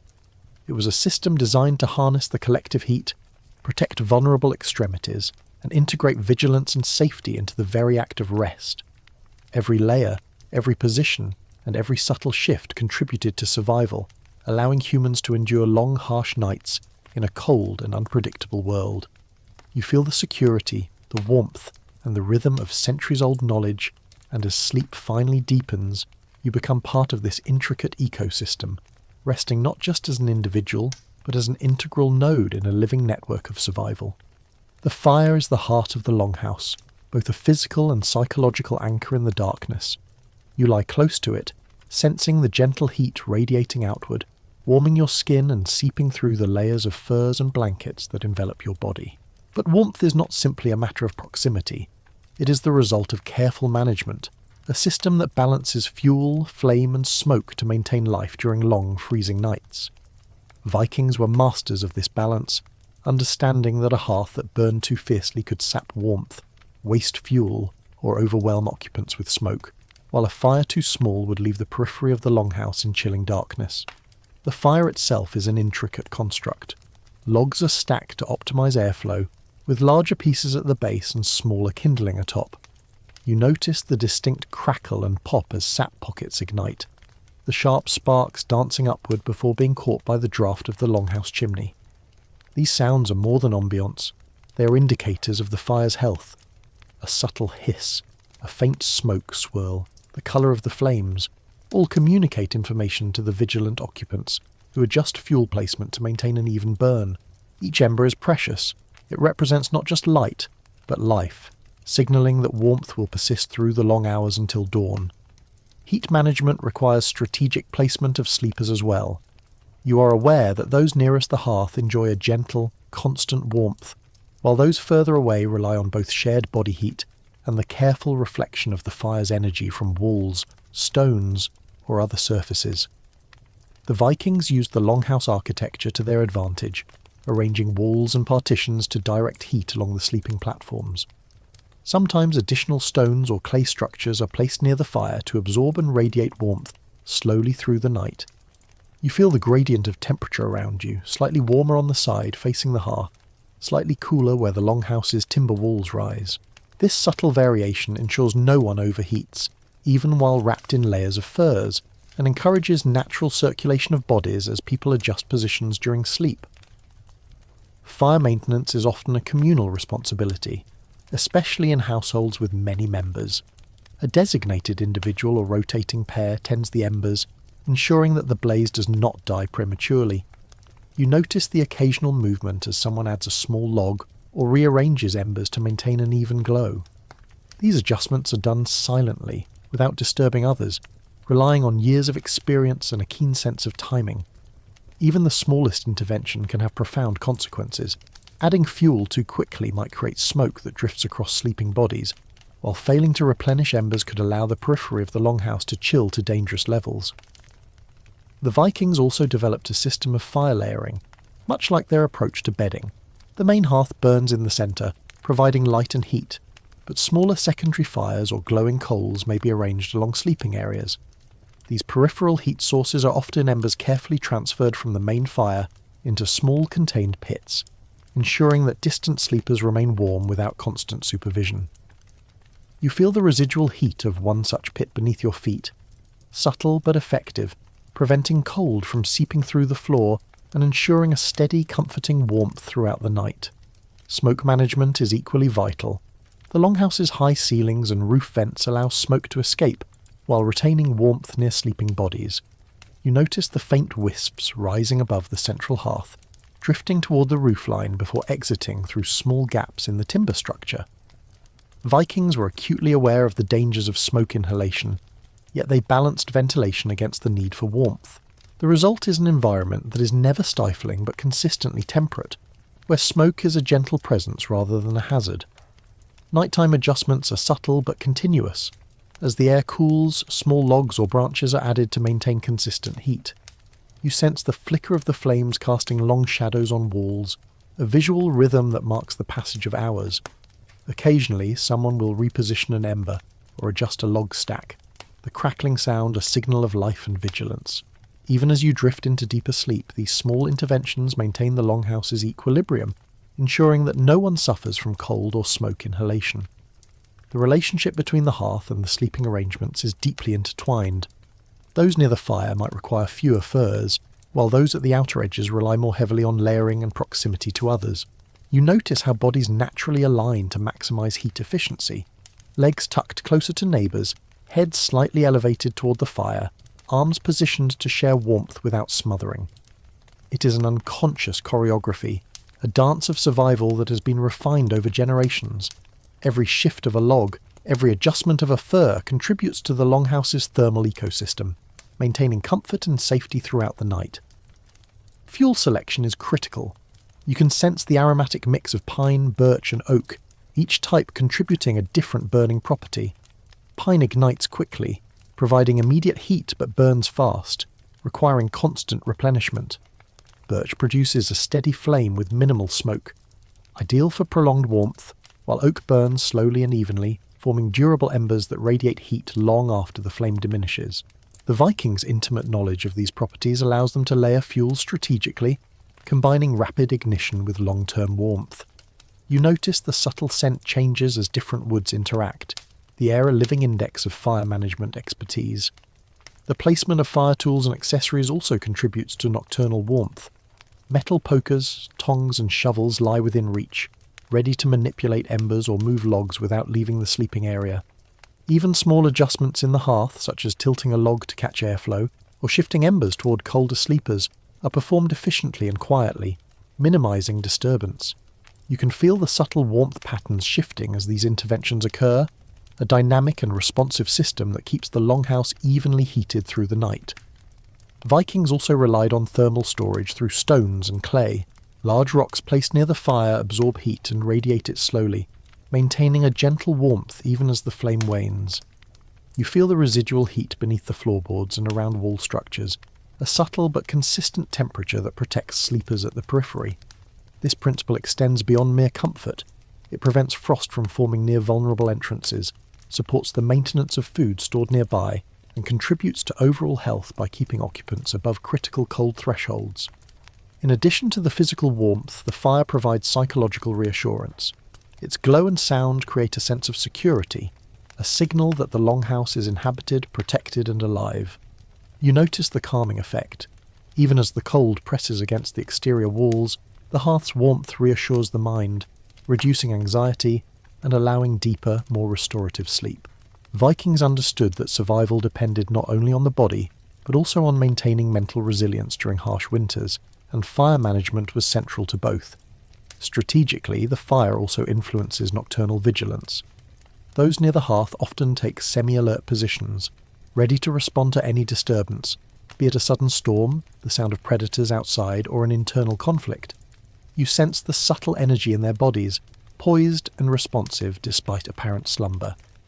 This dual function of warmth and watchfulness ensures that the longhouse operates as a self-regulating system of protection, where the fire is both source and signal, sustaining life through night and cold.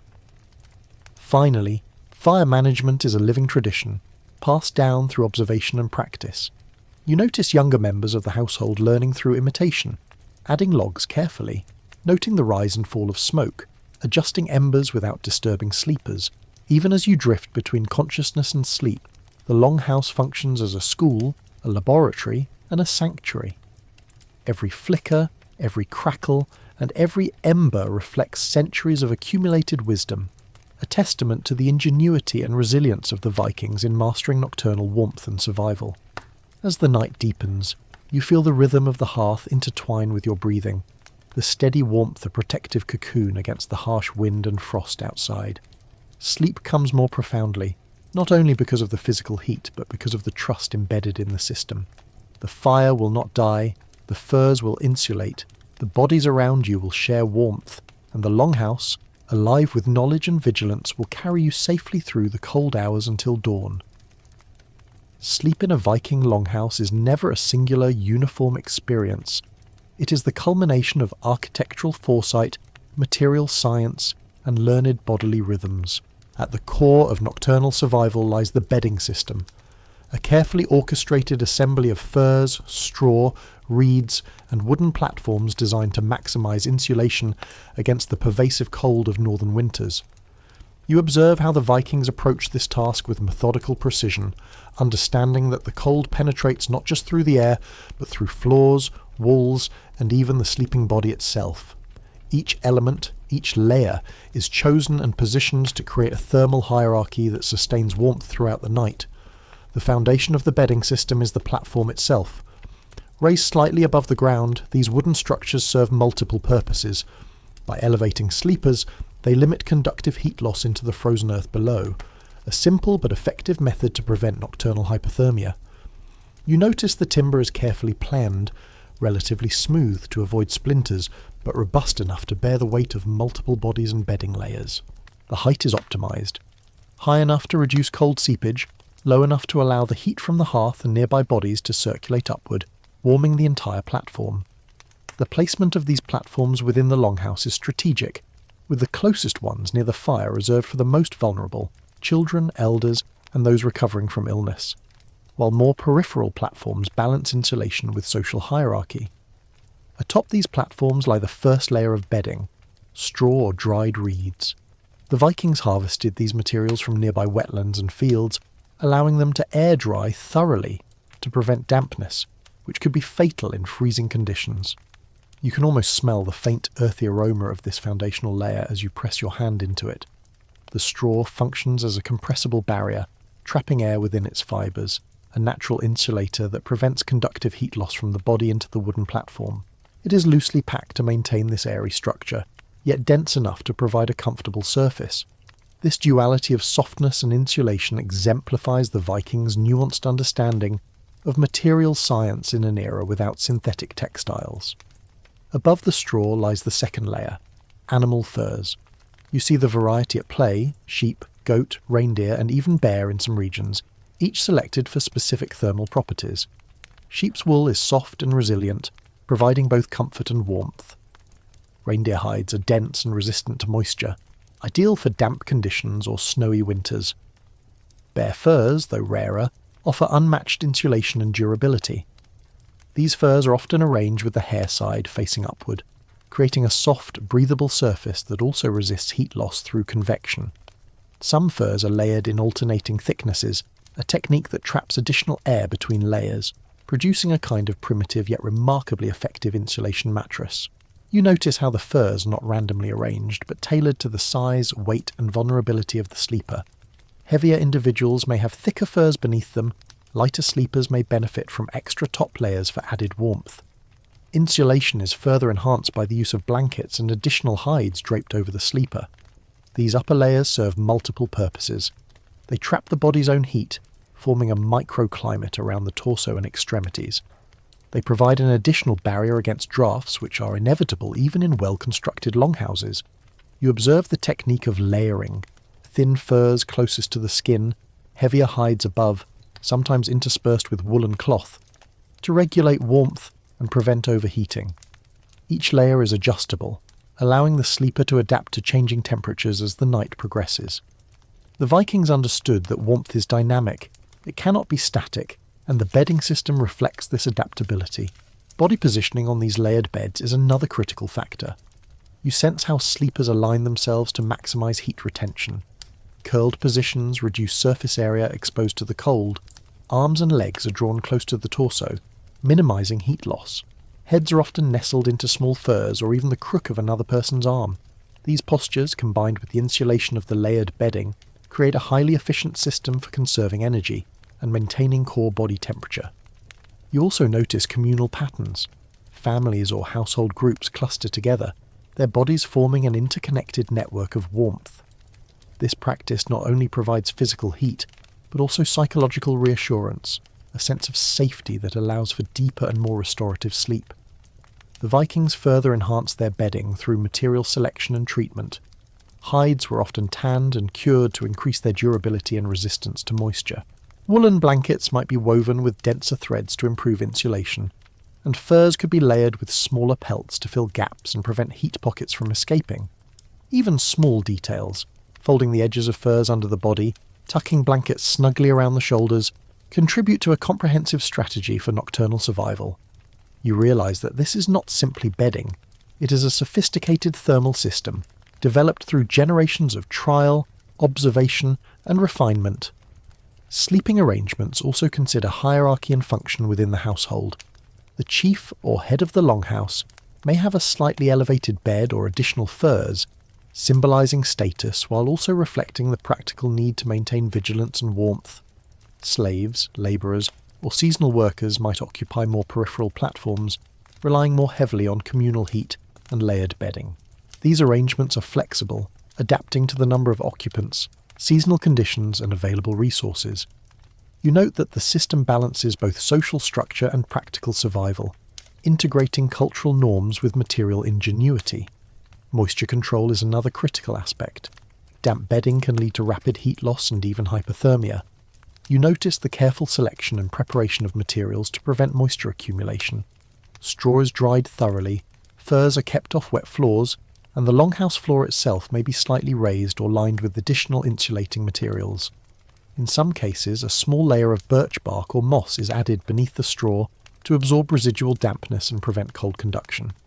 You can almost feel the careful attention to every detail, each adjustment a small but significant improvement in comfort and safety. Temperature gradients within the longhouse are also considered in the bedding system. Those closer to the fire may require fewer layers, while sleepers at the periphery need additional furs or blankets. You notice how the Vikings intuitively adjusted bedding to these gradients, ensuring that each sleeper maintained an optimal microclimate. Even subtle changes, like turning a fur so the denser side faces outward, or tucking a blanket more tightly around the shoulders, reflect an intimate understanding of thermodynamics. This dynamic system ensures that warmth is distributed efficiently, and no sleeper suffers from localized cold or excessive heat. The bedding system also accommodates daily activities and seasonal changes. During harsh winters, additional layers of straw and furs are added, and beds may be moved closer to the hearth. In milder seasons, fewer layers are used, and ventilation is increased to prevent overheating. You see how this flexibility allows the longhouse to function year-round, providing consistent comfort regardless of external conditions. Seasonal knowledge, passed down orally and through demonstration, guides every decision, ensuring that the longhouse remains a safe and habitable space throughout the year. Even in the deepest hours of night, the bedding system functions as an active participant in survival. You sense subtle shifts as sleepers adjust positions, drawing additional warmth from furs or from the bodies of nearby individuals. Furs compress and expand, trapping air and redistributing heat. Straw layers settle and rebound, maintaining insulation without creating cold pockets. Each minor movement contributes to a finely tuned equilibrium, an unconscious choreography that preserves warmth and ensures the continuity of rest. Finally, the Vikings understood that bedding was more than a passive surface. It was a critical component of life in a harsh environment. The combination of raised platforms, insulating straw, layered furs, blankets, and careful body positioning creates a complex thermal ecosystem, one that maximizes warmth while minimizing energy expenditure. This system reflects a deep understanding of materials, physics, and human physiology, honed over centuries. As you lie within this network of heat, you feel the protective embrace of the longhouse, a structure that not only shelters but actively nurtures its occupants, sustaining life through the long cold nights of the north. The fire is the heart of the Viking longhouse, not merely a source of light or a cooking tool, but the pivotal axis around which all aspects of daily life, and especially sleep, are organised. As you step closer to the hearth, you feel the warmth radiating outward, a tangible force that transforms the frigid interior into a space capable of sustaining life through the long northern nights. The Vikings understood instinctively that heat is not merely ambient. It must be managed, distributed, and preserved, particularly during sleep when the body's natural heat production diminishes. The placement, maintenance, and design of the fire are therefore central to nocturnal survival. At the core of this system is the hearth itself, a carefully constructed pit or stone-lined cavity, often centrally located to maximize thermal distribution. Smoke from the fire is vented through a high roof, opening, or chimney, yet some smoke remains suspended, creating a layer that slows heat loss and contributes to the longhouse's overall warmth. You notice how the positioning allows heat to circulate upward toward the roof and then descend along the sides, enveloping the elevated sleeping platforms in a gentle, steady warmth. This principle of convection is exploited naturally. The Vikings had no formal understanding of thermodynamics, but centuries of observation and experience produced an architecture that effectively channels and preserves heat. Sleepers closest to the hearth benefit the most from direct radiant heat. These platforms are often reserved for the elderly, the sick, or those of higher status, who require both comfort and a degree of protection. Yet the heat is not overwhelming. It is modulated by distance, positioning, and the use of barriers such as furs, wooden screens, or low partitions. You see how the Vikings intuitively manipulate these variables by adjusting the distance from the hearth, partially shielding the fire with stone or clay, or arranging bedding layers to reflect rather than absorb heat. They achieve an equilibrium that keeps sleepers warm without causing discomfort or dehydration. The fire itself is maintained with meticulous care, particularly during winter nights. You notice that the Vikings select wood for its burning properties, dense hardwoods for long-lasting embers, and softwoods for quick ignition. The fire is rarely left unattended. Even while sleeping, a designated household member or rotating watch ensures that it remains active. Sparks are controlled, and embers are distributed strategically to maintain a consistent thermal output. This maintenance is not merely about warmth, it also provides psychological security. The sight and smell of a steady fire reassure sleepers, reinforcing a sense of safety that promotes deeper, more restorative sleep. Smoke management is another critical consideration. While some smoke is desirable, providing an insulating layer and deterring pests, excessive smoke could irritate eyes and lungs, disrupting sleep. The Vikings use a combination of roof vents, open doors, and the strategic arrangement of the fire pit to regulate smoke flow. You can almost visualize the subtle balance achieved. Enough smoke to create a protective, insulating haze, but not so much as to impair breathing or comfort.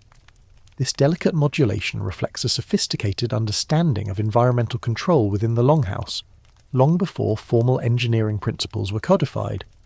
The fire also interacts directly with the bedding system.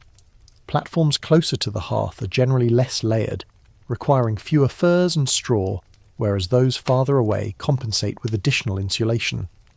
The thermal gradient within the longhouse is thus carefully managed, allowing each sleeper to optimize warmth relative to their position. You notice that even small adjustments, rotating furs to face the denser side toward the fire, tucking blankets to direct heat toward the torso, or shifting a straw layer to prevent cold drafts, demonstrate an intimate, lived understanding of heat dynamics. These micro-adjustments, performed instinctively, highlight the Vikings' practical mastery of environmental physics. Heat retention is further enhanced by reflective surfaces. Stone hearths, clay ovens, and even polished wooden walls radiate warmth back toward the sleepers. You can feel how these materials absorb the fire's energy and slowly release it over time, creating a stable, enduring heat that lingers long after the flames diminish. This passive retention is critical during the darkest hours of the night when the fire may burn low, ensuring that even sleepers at the periphery of the longhouse maintain a minimum level of warmth sufficient to prevent hypothermia. The placement of communal areas around the hearth also contributes to sleep readiness. Evening activities, preparing food, repairing tools, storytelling or weaving, are conducted near the fire, allowing the body to gradually acclimate to the warmth before bedtime. You sense a rhythm. As activity winds down, individuals move from the active fire zone to the elevated platforms, carrying residual heat with them. This gradual transition supports physiological readiness for sleep, maintaining a core body temperature that complements the insulating layers of bedding and furs. Nighttime vigilance is interwoven with warmth management. In larger longhouses, particularly during harsh winters or periods of tension, designated sleepers may rotate shifts near the fire, ensuring that embers are stoked and that any intrusion, be it animal, environmental or human, is detected. You notice how the heat from the hearth provides both a literal and metaphorical centre, offering protection and continuity.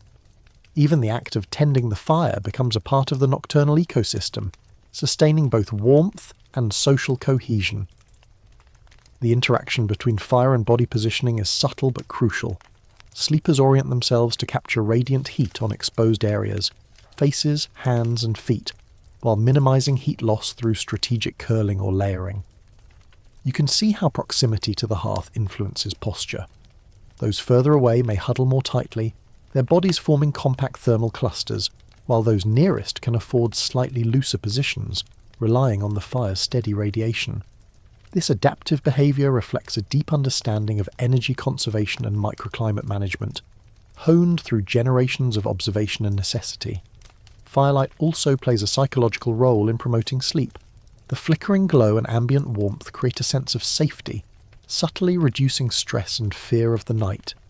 You can almost hear the faint crackle of embers and the occasional pop of resinous wood, sounds that signal both warmth and vigilance. This auditory and visual feedback becomes intertwined with the physical warmth, reinforcing comfort and security. Sleep is not only a physiological state, but a deeply embedded psychological experience, shaped by the environment and the presence of fire. Even in extreme conditions, the Vikings employ additional strategies to enhance the hearth's effectiveness. Windbreaks, constructed from packed earth, wooden planks, or even additional furs, channel heat inward while blocking drafts. Small secondary fires may be lit in corners to maintain localized warmth, particularly for infants or the infirm. You observe the use of stones and clay near the hearth to create radiant surfaces, reflecting heat to distant platforms and evening out thermal inconsistencies. Each of these techniques demonstrates a multi-layered approach to environmental management, integrating architecture, materials, and human behaviour into a coherent system for nocturnal survival. Finally, The hearth's role is inseparable from social structure. Those who maintain the fire hold responsibility not only for warmth but for communal well-being. You sense the interdependence. Warmth, safety, and rest are shared commodities, managed collectively through careful attention and rotation. The longhouse becomes a living organism, with the hearth as its metabolic centre, distributing energy, fostering life, and enabling the delicate balance of rest and vigilance necessary for survival. Through fire, the Vikings convert a hostile, freezing environment into a space capable of sustaining both body and spirit through the long, dark nights of the north. The warmth of a Viking longhouse is not dictated by the fire alone. The garments and bedding that envelop the sleepers are equally crucial, forming a dynamic thermal system that allows survival in near-Arctic conditions. You observe the subtle interplay between clothing, furs, straw, and human ingenuity. A combination of materials and technique designed to maximize heat retention, while minimizing discomfort and suffocation. The Vikings approach sleepwear and bedding not as passive commodities, but as tools of survival, intricately adapted to environmental demands and nightly rituals. You notice first the foundation, undergarments of linen or wool that lie directly against the skin. These materials, naturally insulating and moisture-wicking, serve as the first barrier against heat loss. Linen, although lighter, is excellent for regulating temperature, absorbing sweat without clinging to the skin. Wool, heavier and more robust, traps air between fibres, creating pockets of warmth even when damp, a critical property given the variable humidity of longhouses filled with human and animal activity. You can feel the difference in thickness and texture, and understand why the Vikings preferred layering. A single garment alone cannot provide consistent thermal protection. Over the base layer, Vikings would don additional woolen or fur tunics, sometimes sleeveless or short-sleeved, permitting mobility while increasing insulation. These outer layers are not only functional but strategic. The density, length, and cut determine how effectively heat is trapped and circulated. Sleeves and hems are carefully arranged to cover extremities without restricting movement, ensuring that body heat is preserved during rest, while allowing minor adjustments for comfort. Even small details, the fold of a sleeve, the positioning of a tunic over the shoulders, reflect a practical knowledge of thermodynamics in the absence of formal education. The use of furs represents a pinnacle of Viking thermal strategy. Reindeer, seal, and sheep furs are layered over bedding platforms, sometimes draped over the body directly, providing exceptional insulation. These furs are not haphazardly tossed onto sleeping surfaces. They are meticulously arranged, with thicker pelts placed beneath and softer, more pliable furs on top, to create a gradient of comfort and heat retention. The Vikings understand that trapped air within the fur fibres is a critical component of warmth.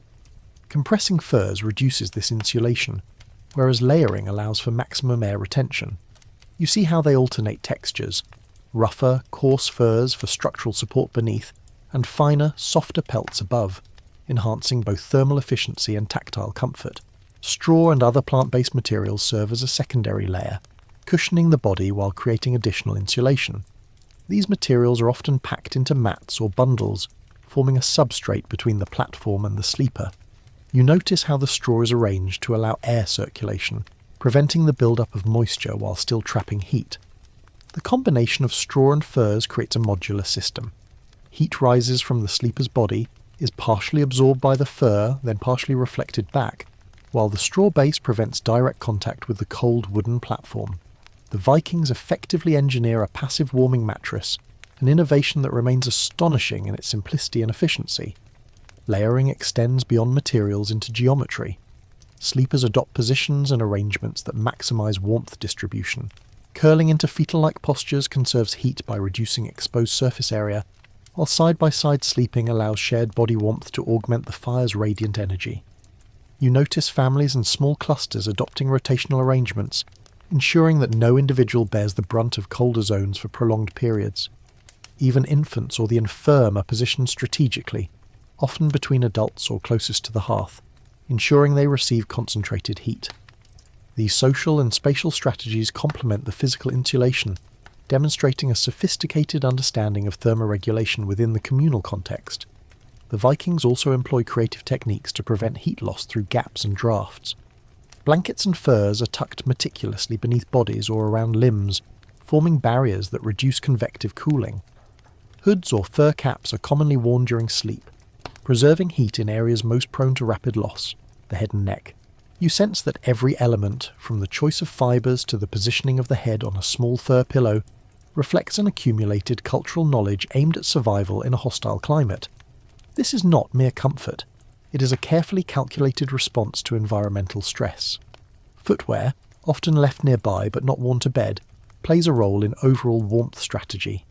Thick wool socks or fur-lined boots are worn until the body's ready to settle into a platform, providing initial heat retention during transition periods. Removing footwear prior to lying down allows the extremities to warm more evenly, as trapped moisture or compressed materials could otherwise accelerate cooling. You see how Vikings are attentive to these transitional dynamics, recognizing that the first moments on the platform are critical to maintaining core body temperature throughout the night. Clothing hygiene and maintenance are also integral to sleep effectiveness. Clean, dry garments and furs function as more effective insulators, while damp or soiled materials can conduct cold and disrupt sleep. Vikings develop routines to rotate and dry bedding and clothing, often using residual heat from the hearth or sun exposure during daytime. These practices highlight an understanding of moisture management, a crucial factor in thermal comfort, ensuring that layers remain functional across days and weeks of winter. The integration of fire, clothing and bedding demonstrates a holistic approach to nocturnal warmth. The fire generates radiant energy, clothing traps heat at the individual level, and bedding insulates the body against conductive and convective losses. You notice the feedback loops. As the fire warms the longhouse, it dries and maintains the insulating properties of furs and straw, while sleepers' body heat contributes to the ambient temperature, creating a self-sustaining thermal microclimate. Vikings exploit these interactions deliberately, arranging materials and occupants to maximize efficiency and comfort. Psychological factors are intertwined with these physical strategies. The sensation of being enveloped by layers of furs and blankets, combined with the communal warmth and the comforting crackle of the hearth, creates a sense of security that promotes deeper sleep. You perceive that warmth is both a physiological and emotional necessity. Without the protective layering and strategic positioning, the longhouse would remain a cold, threatening environment, making rest fitful and survival precarious. Finally, you observe adaptability in the layering system. Not all nights are the same. Temperatures fluctuate, hearth fires vary in intensity, and sleepers' metabolic needs change. Vikings adjust their layers accordingly, adding or removing furs, rearranging straw mats, or shifting positions to maintain thermal equilibrium. This dynamic approach reflects a nuanced understanding of human physiology, environmental variability, and practical engineering. Knowledge developed through centuries of trial, error, and careful observation. In essence, the Vikings' use of clothing, bedding, and layering transforms the longhouse into a controlled, habitable environment where sleep is not merely possible, but optimized. Each garment, each fur, and each straw layer is a deliberate element in a complex thermal system, working in concert with the fire, the platform design, and social arrangements to preserve life and comfort. You begin to see that surviving the northern winters is not the product of a single innovation, but of an integrated suite of strategies, honed by necessity and sustained through communal wisdom. The warmth you feel is thus the sum of human ingenuity, material knowledge, and environmental mastery, a testament to the Vikings' ability to thrive in one of Europe's harshest climates. As night deepens, the final adjustments to the longhouse environment become critical, a delicate choreography designed to preserve heat and maximize comfort until dawn. You witness Vikings performing a series of subtle, yet essential actions, adjusting furs, repositioning straw, stoking the hearth, and monitoring airflow, that transform the longhouse from a simple shelter into a living, adaptive organism capable of sustaining human life in the harsh northern winter. These final preparations are not hurried or casual. They reflect a deep understanding of thermal physics, material behavior, and human needs, honed over generations. The hearth remains central to this orchestration. Unlike a modern stove, the longhouse fire is dynamic and requires continuous attention. You observe the family or household members selecting wood of varying density and dryness, arranging logs in configurations that maximize radiant heat while controlling smoke output. Soft woods ignite quickly, providing an initial surge of warmth, while dense hardwoods smoulder, releasing consistent heat over many hours. Placement of the fire within the longhouse is equally strategic, centrally located to distribute warmth evenly, yet positioned to allow smoke to escape through a vent or smoke hole, preventing suffocation and preserving air quality. Stoking the fire is both an art and a science. Too vigorous a stoke, and the flames may burn too hot, drying furs and straw excessively and risking sparks that could ignite bedding. Too weak, and the heat fails to penetrate the extremities of the platform, leaving sleepers exposed to cold. You watch as hands carefully adjust logs, fan embers, and redistribute coals to achieve an even, enduring glow. The fire's output is observed as a living metric. The Vikings rely on experience to read its behaviour, noting changes in flame colour, smoke density, and crackling patterns to anticipate heat distribution and longevity. Smoke management is equally critical. While some smoke is inevitable and even beneficial, helping to repel insects and preserve furs, excessive accumulation can disrupt sleep and irritate eyes and lungs. You notice the Vikings using a combination of architectural features and manual intervention. Smoke rises toward a vent in the roof, and strategic gaps in the wall planking allow controlled draft. Occasionally a blanket or mat is adjusted to modulate airflow, redirecting smoke without diminishing heat. These interventions require both attentiveness and subtlety, as improper manipulation could chill the room or introduce suffocating fumes. Airflow within the longhouse is a constant concern. Cold drafts can undermine even the best layering systems, so occupants take care to block gaps with furs, mats, or additional planks. Doors and partitions are closed or partially sealed, but not completely airtight. A minimal exchange is necessary to maintain oxygen levels and prevent smoke buildup. You notice that sleepers are often arranged strategically to exploit the microclimates created by the fire and architectural layout. Those most vulnerable to cold, such as children or the elderly, occupy positions closest to the hearth, while more robust adults or labourers occupy peripheral zones. This careful spatial distribution demonstrates a sophisticated understanding of convection currents and human thermal needs. Final adjustments to bedding are equally meticulous. Furs and blankets are fluffed, repositioned, and tucked to minimise air gaps that could facilitate heat loss. The Vikings understand that trapped air between layers is essential. Compressed furs lose insulating power, so they are carefully manipulated to maintain loft. You watch hands gently lift, shake, and pat layers into place, creating a cushioned, thermally efficient surface. Straw mats beneath are realigned, gaps filled, and fur layers layered strategically according to thickness and density. Even the orientation of sleepers' bodies is subtly adjusted, aligning with the direction of heat flow from the fire to maximise warmth. Head and extremity coverage receives special attention. Furs are drawn over shoulders and arms, and hoods or caps placed over heads to prevent heat loss from areas most prone to cooling. Socks or fur-lined foot wraps are sometimes left on during initial sleep until body heat is sufficient to maintain warmth, then carefully removed or repositioned to avoid sweating. You observe that these micro-adjustments are performed almost automatically, a testament to generations of accumulated knowledge and instinctual understanding of human thermoregulation. Clothing is sometimes augmented at this stage. Extra layers, reserved for emergencies or particularly cold nights, are added selectively. Woolen shawls, fur collars, or additional tunics can be draped over vulnerable sleepers. These interventions are not arbitrary. They follow a mental map of thermal needs, identifying weak points in the body's heat retention and reinforcing them without restricting movement or comfort.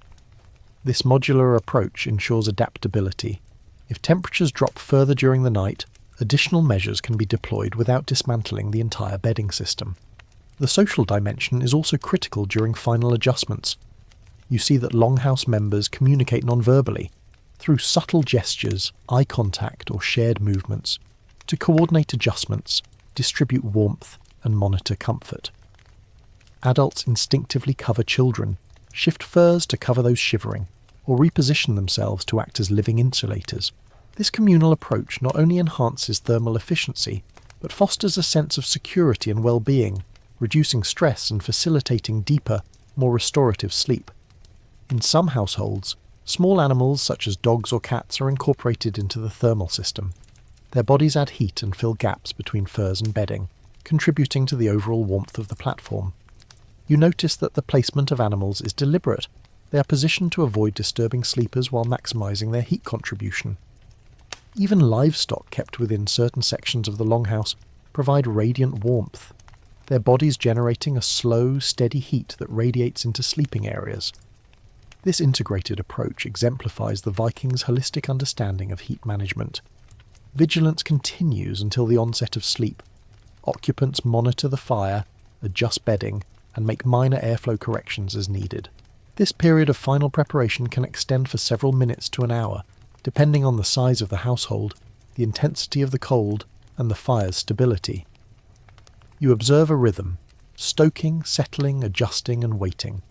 A deliberate, measured process ensuring that once sleep overtakes them, the environment remains stable, warm, and safe. Once sleepers are arranged, layers in place, and fire stable, a delicate balance emerges. The longhouse functions as a self-regulating thermal ecosystem. Radiant heat from the fire, body heat from occupants, insulating properties of furs and straw, and controlled airflow combine to maintain temperatures conducive to survival. You notice that even subtle shifts, an ember moving, a sleeper repositioning, can affect microclimates, requiring occasional minor interventions. This dynamic system reflects the Vikings' mastery over both material and social elements of their environment, allowing them to endure nights that would otherwise be unbearable. Finally, the act of settling into sleep itself is a critical component of the process. Vikings adopt postures that preserve warmth while maintaining comfort, curling or intertwining to reduce exposed surface area and share body heat. Extremities are tucked or layered, heads covered, and eyes closed in synchronization with the ambient warmth. The combination of prepared environment, layered insulation, and social support fosters a sense of security and physiological readiness for rest. Through these final adjustments, the Viking longhouse becomes more than shelter. It is a carefully engineered instrument of survival. The fire, clothing, bedding, human positioning, airflow, and even animals work in concert to create a habitable nocturnal environment. Each element is deliberate, informed by centuries of experience, observation, and communal knowledge. Survival through the long winter nights is not left to chance. It is the product of meticulous preparation, precise adaptation, and a holistic understanding of human and environmental interaction. The night descends fully, yet inside the longhouse warmth persists. The fire glows steadily, furs retain loft, sleepers breathe evenly, and the gentle hum of life continues in a carefully balanced thermal environment. You realise that Viking ingenuity was as much about understanding and manipulating subtle dynamics of heat and comfort as it was about courage and strength. Sleep in a longhouse is therefore not merely a period of rest. It is a triumph of design, material science, social coordination, and environmental mastery, a nightly reaffirmation of human resilience against the relentless forces of nature. As dawn approaches, the longhouse is quiet save for the low crackle of the hearth and the soft murmurs of stirrings within the bedding. The night has been survived, each individual protected from freezing temperatures by a combination of fire, furs, straw, and thoughtful arrangement. You reflect on the ingenuity and discipline required, the careful layering of garments, the meticulous arrangement of bedding, the strategic positioning of sleepers and animals, and the constant management of the fire and airflow. Each element, simple in isolation, becomes extraordinary in combination, creating a self-regulating thermal environment that transforms an otherwise hostile structure into a sanctuary of warmth. The Vikings' approach teaches a profound lesson in adaptation and foresight. They leverage both natural resources and social coordination, blending technical knowledge with communal care to overcome environmental challenges. Even in the absence of modern insulation, central heating, or synthetic materials, they achieve remarkable comfort through observation, experimentation, and tradition.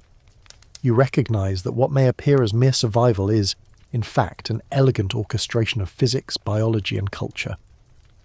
As sunlight filters through the smoke-tinted vents, you sense the continuity of life.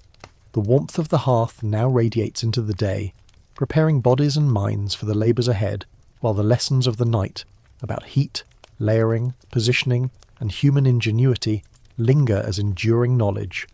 Sleep, warmth, and survival are inseparable, each reinforcing the other. The Viking longhouse, with all its deliberate structures and strategies, exemplifies the interplay of environment, community, and human adaptability. A timeless testament to resilience in the face of winter's relentless cold.